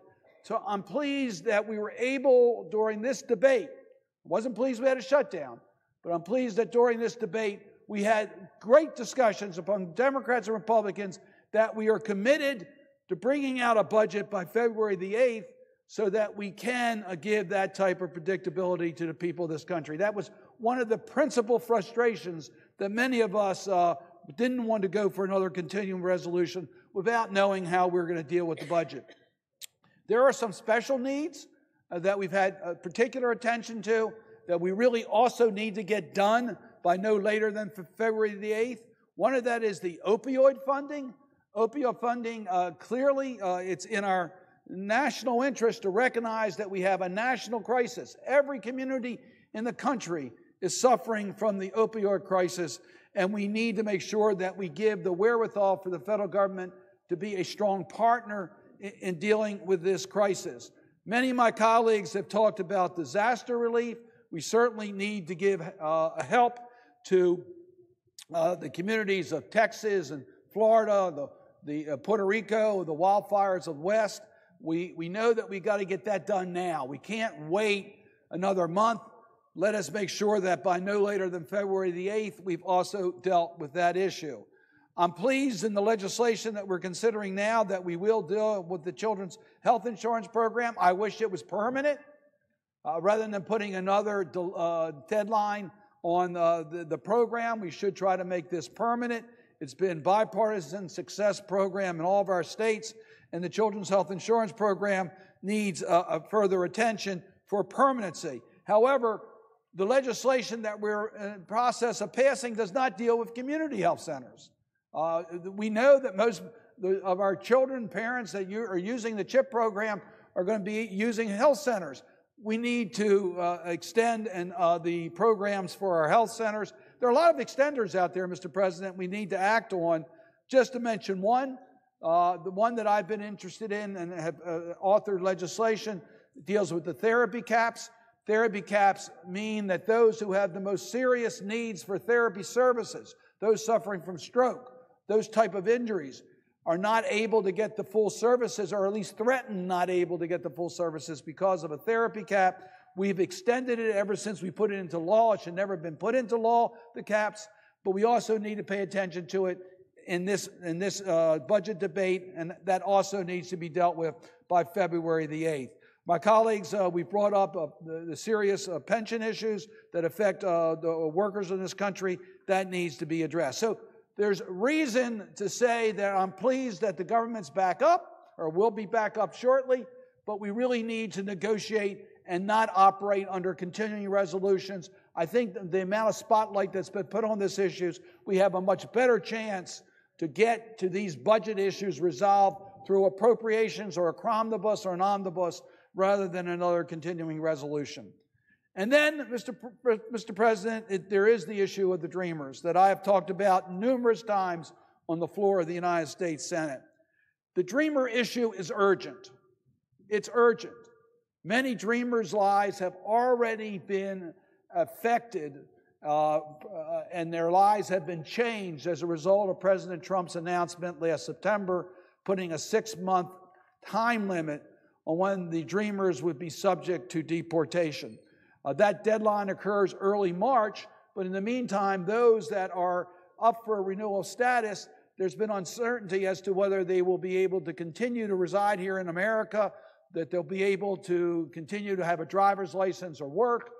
They feel like they have, and they do have, a date on the back of their body saying that they expire on a particular date. That anxiety needs to end. It should never have been started under President Trump's edict in September, but we need to respond to that in an urgent way. So I was very pleased that we have a commitment from the majority leader that by no later than February the 8th, if we have not passed the bipartisan DACA protection, Dreamer protection bill, that we will have that bill on the floor of the United States Senate in a manner in which the majority, that the Senate can speak.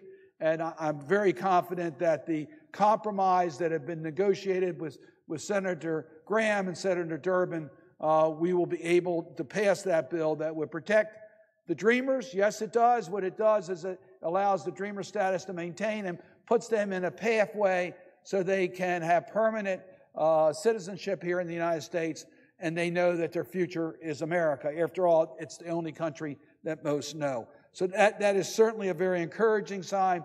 I was also very pleased to hear in the negotiations that took place that legislation would also provide the protection for those that are here in temporary protective status. President Trump, in some of the cases, has extended dates and said this is the last extension that could expire within the next 18 months. In some cases, he's deferred making that decision for some countries. What we know about those in temporary protective status, they're very similar to the Dreamers, that many know no country but the United States as their home, and it's important that we protect their status here in the United States and provide them a pathway for permanency and citizenship here in the United States. They are part of America, and they are part of our economy. In the meantime, Mr. President, I would hope that there would be a consensus here and support from the White House that the enforcement procedures that are being used against the immigrant community is mindful of the efforts being made here to provide them a permanent status, and that the priorities on enforcement that we've heard mentioned many times, which quite frankly are very confusing to the immigrant community, that those priorities would not aim at those that are going to be protected under the legislation that we will be considering in the next few weeks.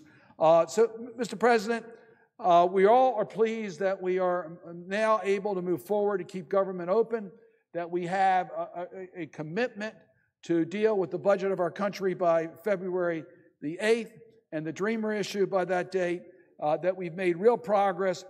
As Senator Durbin observed, and I must tell you, I think each of us did also, that during this very difficult time, the conversations that we've had among our colleagues on both sides of the aisle have been very encouraging. I think the members of this body want to return to the great traditions of the United States Senate, where we listen to each other, where we work together, where we compromise, and we're able to come to successful completion of our work. Too much work virtually no work has been done, but too much is on the table right now that needs to get finished.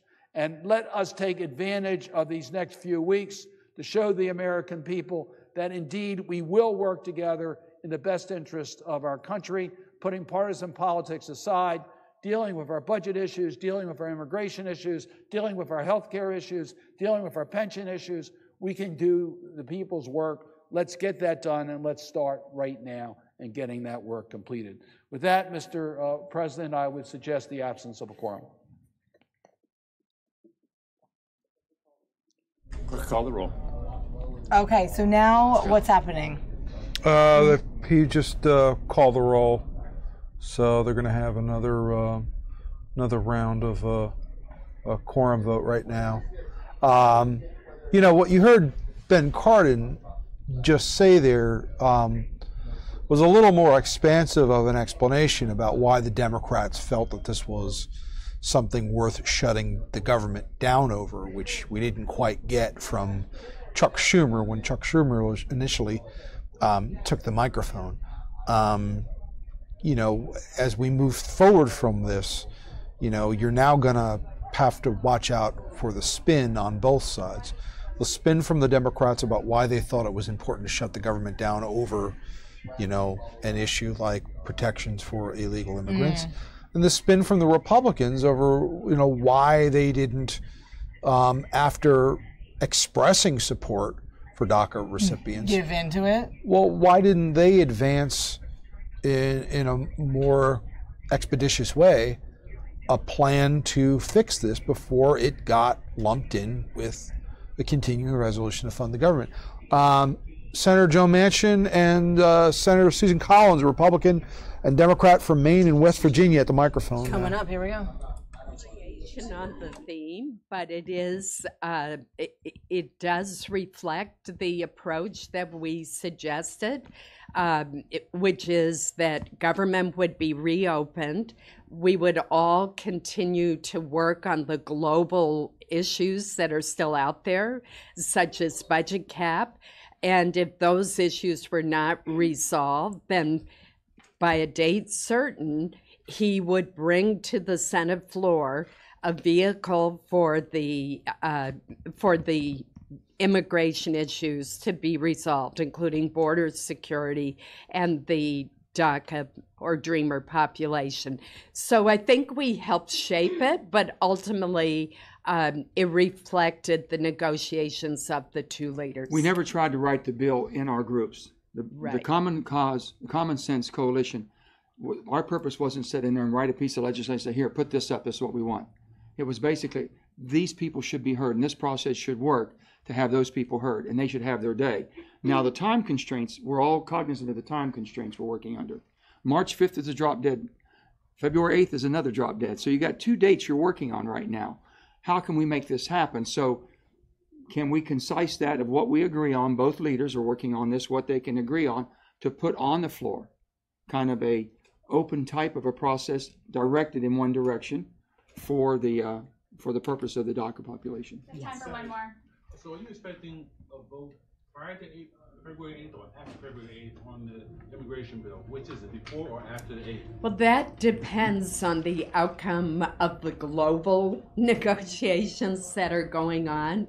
I believe, as laid out by Leader McConnell, if there is not a global agreement on issues ranging from defense spending, domestic spending, budget caps, the healthcare issues that are still out there, the immigration issues, then the immigration bill, if there's not an agreement, the immigration bill would be brought to the bill as a separate piece of legislation, or there'd be a vehicle for that, and that would occur February 8th.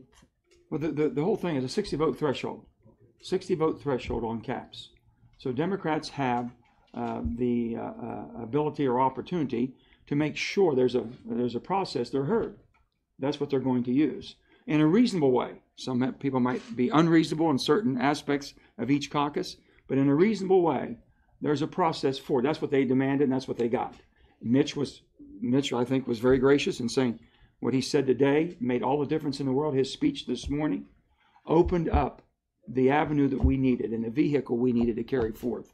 That's going to happen. And the pressure is going to be on basically, when we get our job done, then Paul Ryan has to do his job. We can't do the House's job. We can't dictate to what the president and the executive branch is going to do. We can only do the Senate's work. People have to understand that once we got ourselves in a mindset, we're senators. What's the responsibility of the United States Senate? That's what we're going to do, and that's what we're focused on. Thanks, everybody. Thank you. Do you plan to bring in the House when you do farther as you move forward in If negotiations? they want us to come, we're happy to help them. They have to do their job. What's the guarantee that this won't happen again? That's the, I can tell you about it. All right. All right, so there you have West Virginia Democratic Senator Joe Manchin, and you have Maine Republican Senator Susan Collins leaving the Senate briefing room right now. It's on the third floor of the U.S. Senate. And, you know, basically what they said is, you know, we will do what we need to do to reopen the government today. And then, you know, I think what's important about that is you saw a member of each party coming together, which is, you know, kind of opposite of what we've seen in the last couple of, you know, days on Capitol Hill, where you've kind of viewed both the Republicans and Democrats at odds with each other. There you have Manchin and Collins coming together as part of this group to try to break through some of this impasse that has gone on over the last couple of days. Okay. So the situation right now, just to recap, we had a procedural vote within the last hour by the United States Senate. What that will do now is advance this bill to final passage. There were 81 yays, 18 nays. That's more than enough. You only needed 60, and they got 81. So what that also means is it's, you know, just a matter of time now before, once this bill comes back for final passage, it more than overwhelmingly likely will pass. That'll go back to the House. The House has already passed it. This is H.R. 1. Once the House passes it, they can go up the street to the White House, you know, and then, you know, we should be out of this government shutdown before too long. Wow. And then we were noting earlier quickly, too, Smithsonian happened to stay open today. Is that normal during the shutdown, even though this is one? No, it's not. Yeah. The word that we got from Smithsonian was that they were able to use some funds from last year. How they have funds from last year is beyond me, because, you know, one of the things we know is that, you know, the arts, you know, in this city don't get nearly enough funding to begin with, but somehow they had some funds. Okay. So they were able to continue to keep the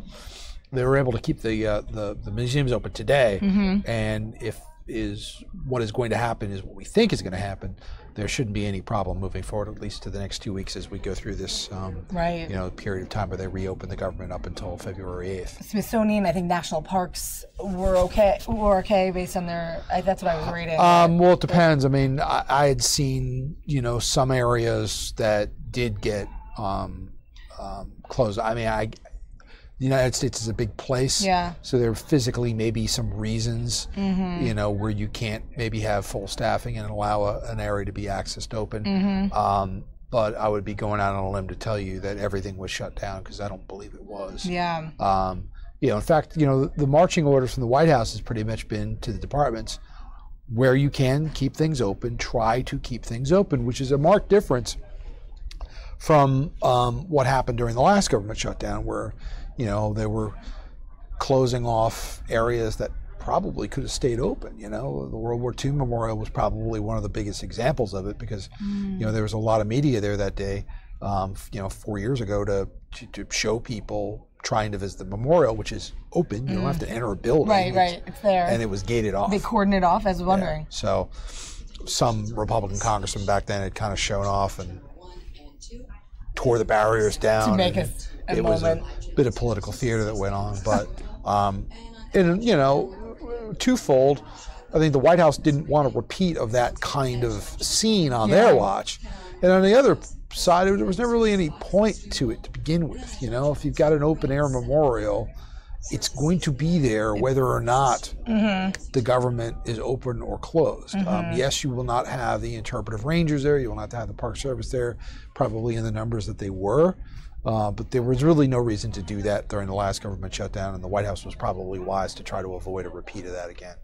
So there you have your White House podium. It looks like we're getting ready for the briefing, which is slated to come up around 1:30. So we got out of that Senate shot. So it's over for the next 2 weeks. So well, it's not quite over. Well, not quite over yet. We have today, this was a procedural vote. We still need to do vote. final passage. So they're not done yet. But everything they've said points to the fact. Yes. But as we know, let's wait until they do the thing they're supposed to do before we start patting them on the back. So, wow. So you guys caught it live. Yeah. Yep. All right. Thanks for that analysis, Tom. So I will leave you to your White House briefing. I'm sure this will be very entertaining.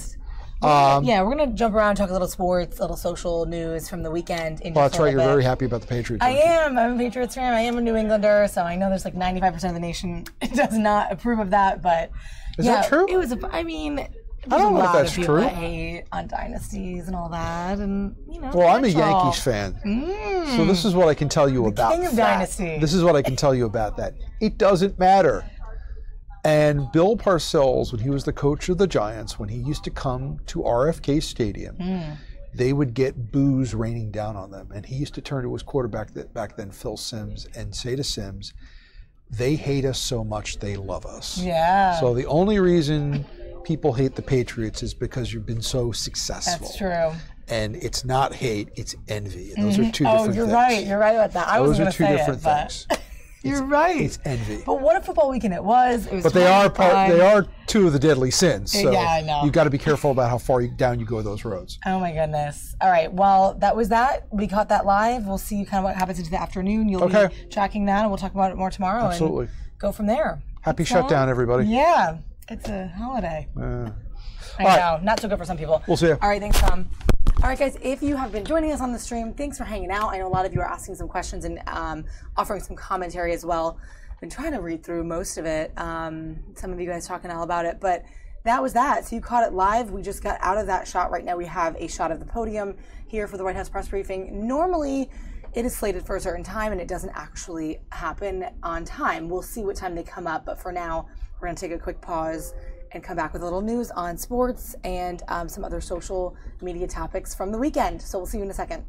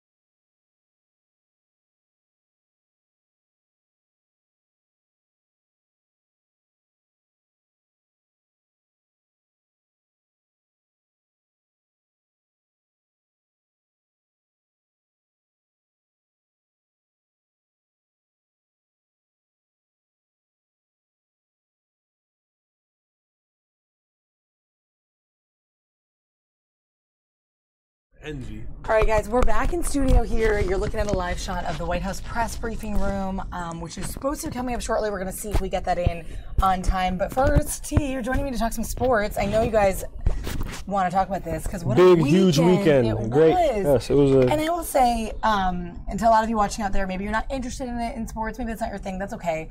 It's just, it was such an amazing playoff weekend. It's worth talking about as we go into Super Bowl 52 on February 4th. Justin Timberlake headlining that halftime show, very exciting. What a weekend it was. And we have a little footage. I'm going to recap it, bring it up.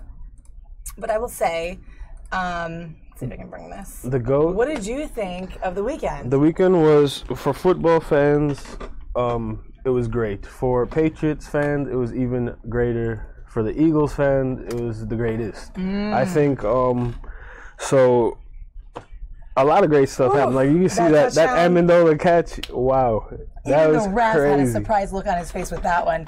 Somehow, so this was the first game, guys, at 3 o'clock Eastern time on the East Coast here. This is the first playoff game, the AFC Championship. And I'm telling you, it was tight to the end. Gilmore I with was the nervous block. to the bitter end of this game. And I think, Aaron, you're saying his comeback magic is strong. It's true. I didn't discount either team the whole time. Remember watching, my heart was up and down, and everybody's emotions were all over the place. It was, you were going in? I was so after my team got shut down, I was going for the Jags to go the whole way through. Yes, their Jaguars defense is so crazy. Like their personnel is so sick, but they lost because of Bill Belichick. The masterful mind of Bill Belichick. Like just watching the game, all the plays that they were calling on their after third quarter. Crazy. Which was the crunch time? The pass back. Did you see that? Yes, I saw that too. That was insane. They did like 3 laterals, I think, back then. Oh, did they? Yeah, and then threw it like that. Like that was amazing, masterful play calling. You can't get any better than that. I mean, and Gilmore, they got Gilmore from the Bills earlier this season. That's right. I will say, to me, it was tricky. I thought the defense was struggling for a lot of it, and I was worried. Every play, it wasn't in the bag. I thought the defensive move that you saw that there, Matt Patricia, he was mad. Nervous for a lot of it. He was mad, and there was a lot of emotion from the sideline there. Let's see if we can flip through some of this. Oh, this is over the Eagles now, but we'll... I mean, we can talk about both. We can talk about both. We can Both talk games. about both. Obviously, the second one more of a total blowout. Yes. Not as exciting. Right. Eagles besting the Vikings 38-7. 38-7, and there were no GOATs involved. Nick Foles is a veteran QB, which he is great. He is great. Case Keenum, He didn't show up. I don't know what happened. He is the Vikings' third string quarterback, also. Right. So I mean, you can't really expect much out of him. But and the way they got to the NFC Championship game was off a very I want to say lucky catch by Stephon Diggs against the Saints. That's how they even made it. I feel like the Saints would have gave the Eagles a better competition. True. If you guys remember, Stephon Diggs, local guy, went to University of Maryland, so we were able to talk to his coach on our morning show the day after that other playoff game where they went on to this NFC Championship. There's the Eagles celebration, and they won handily there. I mean, it was not a very close or very exciting game. And you can see here, this is Philadelphia celebrating. The city of Philadelphia. After the win, they were pumped. They were crazy. They were on fire. Listen, on Instagram, Twitter, Facebook, you go on anything. Eagles fans are out there. They are ruthless. Yes. You better believe I was following all the memes, the tweets, the funny things that people were posting. We have a couple clips of them. Philadelphia went wild. They were running the streets. They were so excited. Obviously, last time the Patriots faced the Eagles in the Super Bowl was 2005. I remember I was in college. Yeah. It was February 05. Donovan McNabb. I think I remember where I was watching it, right. They lost by a field goal, I believe. Yes, they did. And it was so close. And so, the question, it's just interesting to see this rematch. But again, these are aerials of Philadelphia after last night's win, late into the night. Lots of people saying, hey, these people in Philadelphia are not going to work today. They are. This is their night. That's it. Yeah. Let's stick a fork in it. The memes, the internet memes, I'm not sure if you saw them. I've seen a lot of them. We have a video that's coming up after this of one of them that just made its rounds. We even pulled it for TV this morning of a fan, kind of funny moment. But I will say, some of you guys are mentioning the dynasty, Brady's comeback, Belichick being a genius. And then people hating on John Elway, but you thinking he was a football god. That's so true, right? Because these stars, they garner a lot of hate, right? There is that sentiment, and I can try to put myself in other people's shoes, and it does I can see why. Haters are your fans in disguise. And that's what we were just talking about with Fitz. And so, you know, all the GOATs, all the greatest people, all the people that do well in what they do, they all have haters. Everybody does. You have haters. Molly's got some haters. I got some haters on your comments right now. You guys. But you know, you guys. Like that's true. That brings fuel to the fire. That makes that person want to be even greater. Fuel to the fire. And so yeah. Keep hating. You're just gonna make them better. And just a quick background. I mean, you guys know I am born and bred New England girl from outside of Providence. Grew up with, you know, the late 90s, early 2000s Patriots. I didn't see anything coming until 6th-round draft pick Tom Brady became the quarterback. And I remember this is one of the memes that made it. This is the Eagles fan that is running to catch this train. Did you guys see this in Philadelphia? Oh my goodness. And he runs into the pole and everyone's talking about it. I mean, I'm not to laugh at someone's misfortune, but I hope he's okay. But it became this is the only, you know, this is the only bad part of his night, and he's going to feel that in the morning. Hopefully he was okay. But that was making its rounds. The Eagles fans didn't help him out? Where's the bird gang? Him running but again, all of this type of kind of fodder became memes of the night and the day. But greatness attracts hatred. So it's true. So I lived through a lot of troubled times. You know, my father would always say, they're going to break your heart, they're going to break your heart. I grew up in that. And then when they started getting good, it was amazing for us. And we reveled in it, and we took the bus to downtown for the parade that first year. And I'll never forget just being a Brady fan forever. And I think that allegiance has to stay there. And obviously. And they become a dynasty. There is a lot of hate. In contrast to your perspective, Molly, the Philadelphia fans are ringless. They have no trophies in the case. So I know for like Philly fans, they've been waiting for this moment the same way you have back in 2005. So this is their moment. I don't think they're gonna beat Brady, the GOAT. You have to see. But you're right. But they are certainly, like, they've been waiting for this moment for a long time. I'm not sure if you saw before the game started, they had like the oldest Eagles fan. He was like 99 years old. Oh, they did. There was also one for the Vikings, the woman, but they had the guy. No. What happened to him at the end of the game? Did you end up seeing? I don't know what happened at the end because I stopped watching after like the first half. Did you guys catch? So before they kind of promoted this out, but there was a 99-year-old male Eagles fan for his whole life, wanted to just see this happen, and so, I'm sure it's exciting for him. So think about him, that man. He's been waiting 99 years essentially. Okay. And so it's totally get it, because I was there once too. I get it. In 02, 03, 04, my whole high school time, I remember the feeling right when you break through. And then when he stayed good, and when Belichick stayed a genius, and they stayed this pair, and just watching them play. And I will tell you, on Sunday, if you guys were watching, I don't know if a lot of you guys are fans or you were watching, it was nerve-wracking the whole game. We were texting. Yes, we were texting the whole time. You saw my nerves the whole time. I was on edge the whole time, as were a lot of my usually very confident, you know, with it fan friends that we watched together with, because it was no saying what goes. It was you just never know. The possessions went back and forth. There were drives by the Jaguars that were really phenomenal, and I was worried. That was amazing football on both sides. Both sides of the ball. Defense was killer. The way that Tom Brady comes back in football games. That's crazy. Like, it was nuts. We couldn't believe it. He's the best. Like, and I didn't resign to the fact that he would. I was watching for it. We know that he has the comeback, skill, but I wasn't all the way there. I feel like deep down, New England fans knew it was going to come. You have the text? Didn't I text you? I even texted you. I said, I bet you Tom Brady comes back in the end. You did. And when he said that, I'll show you that text right now. I feel good.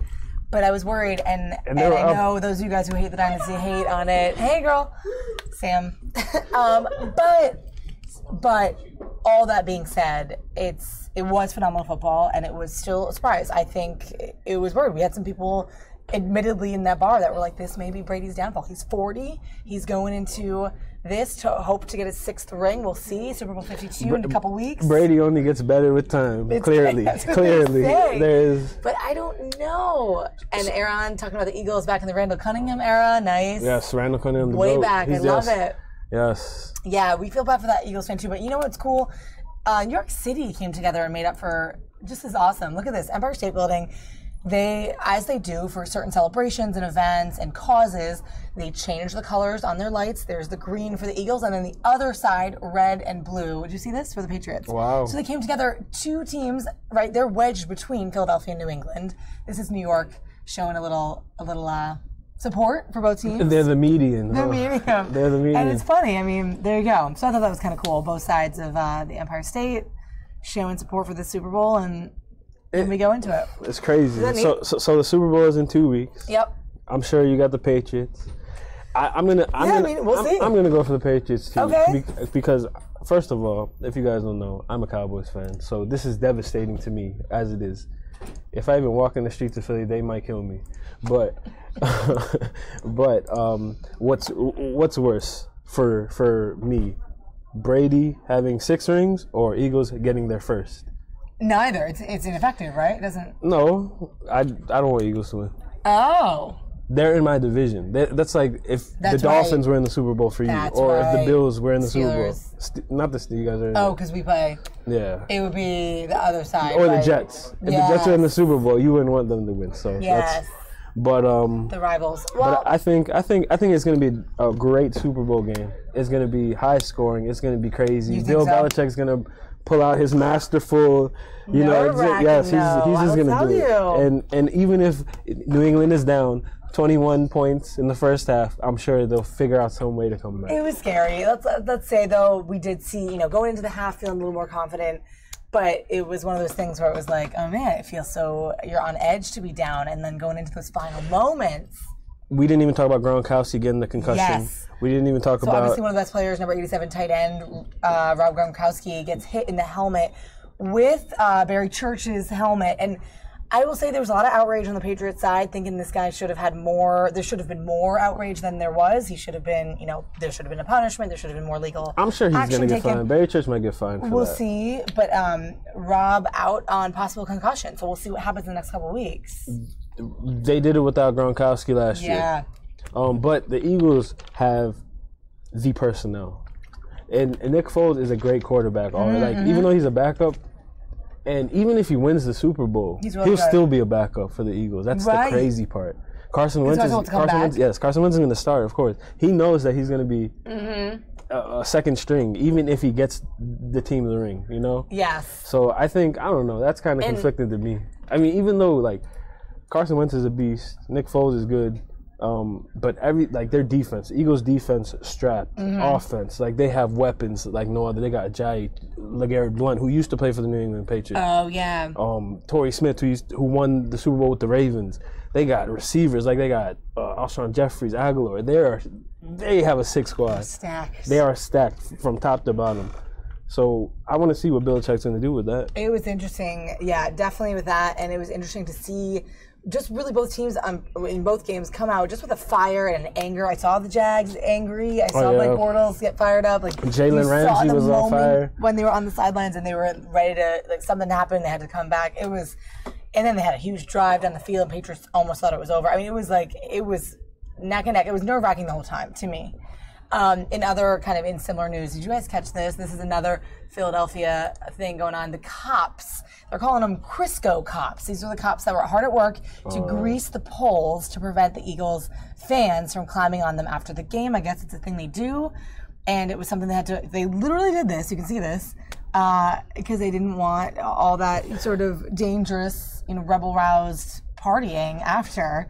And it's dangerous, people can get into trouble and Eagles fans. They go crazy. Bird gang. You guys deserve it though, man. It's cool. You guys definitely worked your way up. They did, but this is isn't it nuts? You see that, and it was all over social as well. I've told you I went to Lincoln Financial Field. Oh yeah. Last year. Yeah. Tony Romo's last game, and I had my Cowboys jersey on. Man, the Eagles fans were cooking me. Since I stepped into their state line, They were cooking. I couldn't take it. I'm surprised I'm still alive today after making it out of Philadelphia. That was so interesting. They, in that similar vein, a lot of tweets were saying that Barry Church wasn't going to get out alive after he hit Gronkowski. He wasn't going to get out of New England alive. All these things coming out about people not making it. I think if the Patriots did lose, then everybody would have killed Barry Church. What a horrible hit, though. I was concerned, and especially in the era and the age of CTE, as we talk about the head injuries and what causes what, and down the road, and just everything with that it was on my mind when I saw him get hit. I'll say this though, the hit did not seem like intentional. Barry Church dipped his shoulder in. It just happened. And then he happened to hit Comet. It was the only way to stop Gronkowski. Otherwise, he would have ran for a touchdown. Yeah, exactly. So big. He's a big target. So That like was wild. Barry Church is like 6 foot. So you're like throwing your whole body at this guy. Yeah, and Rob is so big. But it's very unfortunate. I hope Gronkowski will be back we'll soon. see. The question is, does he play? He's definitely an asset, but they did win the rest of the game without him. So, such an interesting weekend. What a beautiful day for football. Gorgeous day in DC. We were. Did you have a good weekend? I did. This weekend, man, it was very emotional in the end with all the football. But other than that, yeah, good weekend. So much football, so much fun. Had a great day Saturday, roaming around to Virginia, and yeah, it was good. So I was ready for it. But I will say, was there a point, like, were you kind of back and forth in that first game, or were you secure in that first game? I really thought Jaguars had it, man. You did. I really thought. It was the beginning for sure. Yeah, I mean, I was going for him. I'm a big Jalen Ramsey fan, the cornerback, who actually blew the game with that. What was it? The pass interference? Yeah, pass interference. At the end. Yeah, but on Brandon Cooks. Brandon Cooks was cooking too. That was a call. I thought that was the right call. Those could be controversial. It was. Like end games. No, but it was right. Just because Brandon Cook cooked Jalen Ramsey. Like, Jalen Ramsey is like maybe one of the top 3 best cornerbacks in the whole league. And Brandon Cooks, which is like Patriots second string wide receiver, second or third string, burned him straight in a straight line. Burned him. He had to. He had to get out there. He had to grab the jersey. Yeah. There were so many plays that they weren't connecting, and I was worried. In the end, quick analysis. I just thought when they were having problems, I put it less on Brady. People didn't seem to make a big stink about his stitches on his hand. It didn't really seem to affect him, to me. Yeah. Do you think so? I mean, I don't. No. I thought the passes were okay. I thought it was his defense. Brady was throwing bombs all day yesterday. He was. Even with the thumb. I don't think the thumb really bothered him at all. I think it was fake news. I think they were just doing I don't think it was. They're just trying to make him sound like he had. Because later today they talked about, he did open up about it, saying, hey, we weren't sure, we didn't see. He said it didn't seem to be so bad and affect him, but it was there, and I think Rex Burkhead or whatever had hit him in practice. Something happened. It bent back, got the stitches. They're making jokes about 1 ring for every stitch. No, he had 12 stitches is what they said. He's going for a 6th ring. We'll see what happens. That's that. That was the weekend in Super Bowl, in football, but it was good. All right. It was good. Anyway, so that was a lot of kind of media for, I think, nothing, but in the end, it didn't seem to affect him. And like I said, I wasn't going to blame. If there was a loss, I was the first one not to put that on Brady. I thought it was going to be on his defense. Other connects out in sort of the wide receiver zone and other things. I didn't think it was on him. He had a couple sacks and so did Bortles, but they got him a couple times, but he got right back up. Yeah, did his thing. And it was interesting. Now the GOAT is going to be the GOAT, and that's the Super Bowl. It's the GOAT versus Eagles.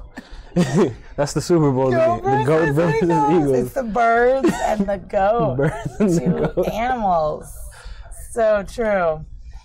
Oh my goodness. Well, I don't know where we're gonna go next, but we were gonna. 6th ring, disgusting. Oh man. So if he gets the 6th ring, I'll be 6 too. You guys. He'll be the Michael Jordan of football. Just give me my little bit of New England pride because I'm from there and I'm true. I know I'm a big DC native now. I'm a true Washingtonian. I love you guys, and I love being here in DC. But in my heart, you know where I'm from. Shout out to Molly. Shout out to Molly. Girl. Following them from when I was a little girl. We got the Winter Olympics coming up. They start February 8th.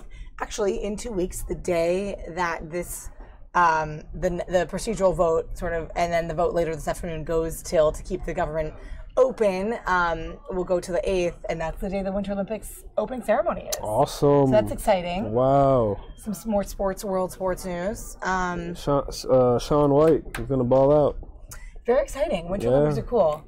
I'm pumped. Winter Olympics are nice. I like. What's your favorite event? I mean, as a kid, I have to say figure skating because I love it. But I'm not as up on it now. I followed it a lot when I was little. It's one of the ones I like to watch. It's always on at night. It's prime time. It's on at night when you're out at the restaurant, like eating. Yep. What else is there? I like speed skating. So good. I think that's pretty awesome. And there's all the ski, the freestyle ski, the other ski, the cross country skiing. Slalom, like all that the stuff. one where they have to like sweep the little puck. What is that again? I forgot what that's called. You called. guys know. Let me know. Curling? Curling, I think you're right. Yeah. I think so. There's some really cool ones. There's some nice. It's cool to see people come together. Yes. Oh man. That's still going on, right? Yeah. Yeah. Yep. All the different skating, the different skiing. Yeah, there's a lot. And then what? World Cup.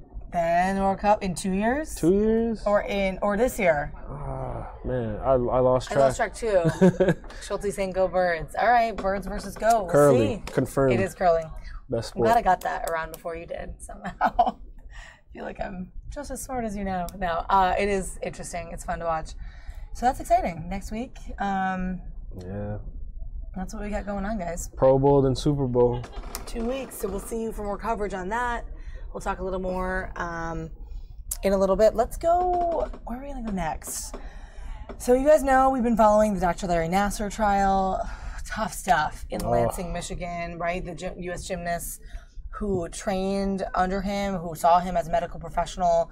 He is under criminal charges of sexual abuse. More of his sexual abuse victims are coming out. And that's still ongoing. I see that coming up live right now. We'll also have a live look at the House floor. Looks like if we go into the White House briefing, nothing yet. I know we're going to be bringing this live to our Facebook page, so you guys watch for that. If you are looking for that in its entirety, that could be quite interesting. But also a look at the House there, Senator Mark Warner, and other live is Dr. Larry Nassar in Lansing. So we got 3 things that we're looking at. And we'll go to one of them. Thanks, Steve, for hanging out. Thank you, Molly. Always appreciate it.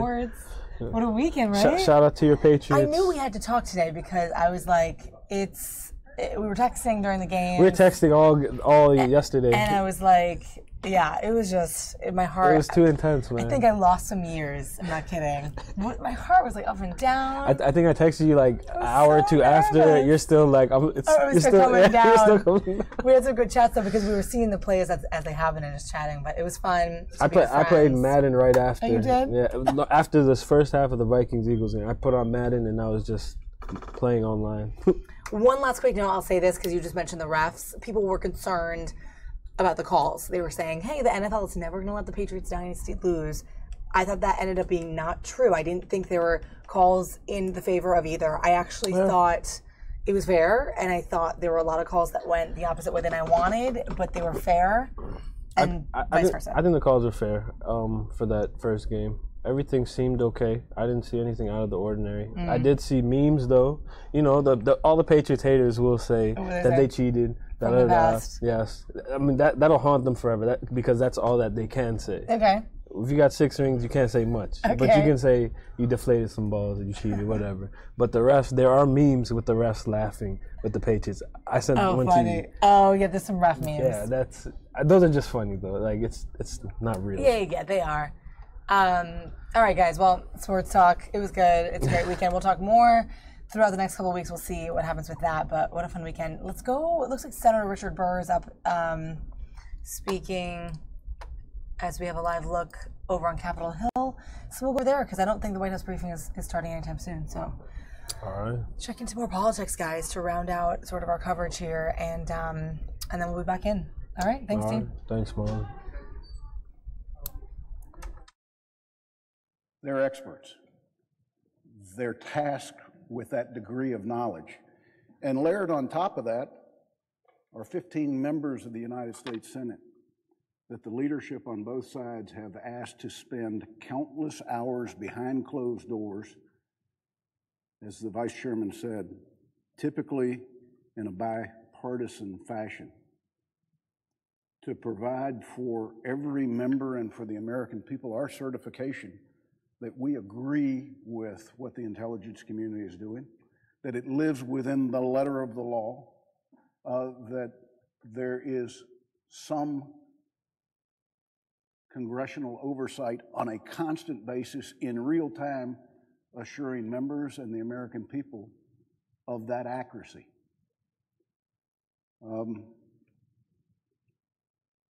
Why would you take away the tools that we have to actually hold them accountable? And I know that appropriators believe that this hinders their ability to spend money when we're in a continuing resolution period because of Section 504. I'm not sure that I interpret it the same way that they do. Just because an executive branch has asked for a pot of money, I've never considered that the committee couldn't go in because of a vehement disagreement with the way some of it's being spent and alter that. That altering means that on the part of 15 members, we have a hesitancy as to how it's being done. New to the committee, you're new to our oversight. So at this time, I would ask unanimous consent that the Burr Amendment to the amendment number 1917, which is at the desk, be considered and agreed to. Is there objection? Mr. President, the Senator from Mississippi. I object. Objection is heard. Mr. President, it's my hope that we will come to our senses at some point in this process, and that this waiver to U.S. code will in fact not be in place. But I will assure, on behalf of the Vice Chairman and myself, to all our members, we will do the best to our ability, given the limitation that's placed on us, to hold the intelligence community accountable for everything that they do, and that we will be much more active in the future relative to the appropriations that find their way there, if in fact they're not going to provide us the tools to manage in a constructive way those things that the agencies choose to carry out. If I didn't have the number of individuals in members and in staff that are experts, I probably wouldn't be as confident. But these folks take it extremely serious because we know what's at stake. The trust that we have with our members and the trust we have with the American people. So with that, Mr. Chairman, I politely yield back, but with great disappointment.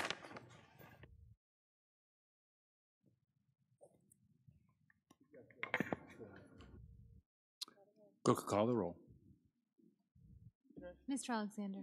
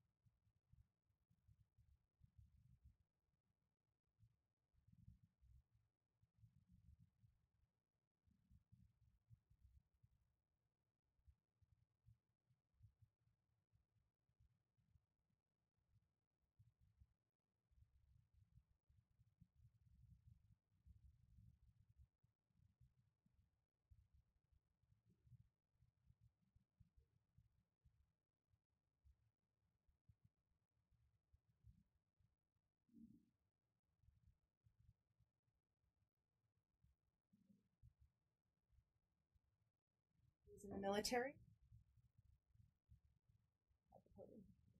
Thank you.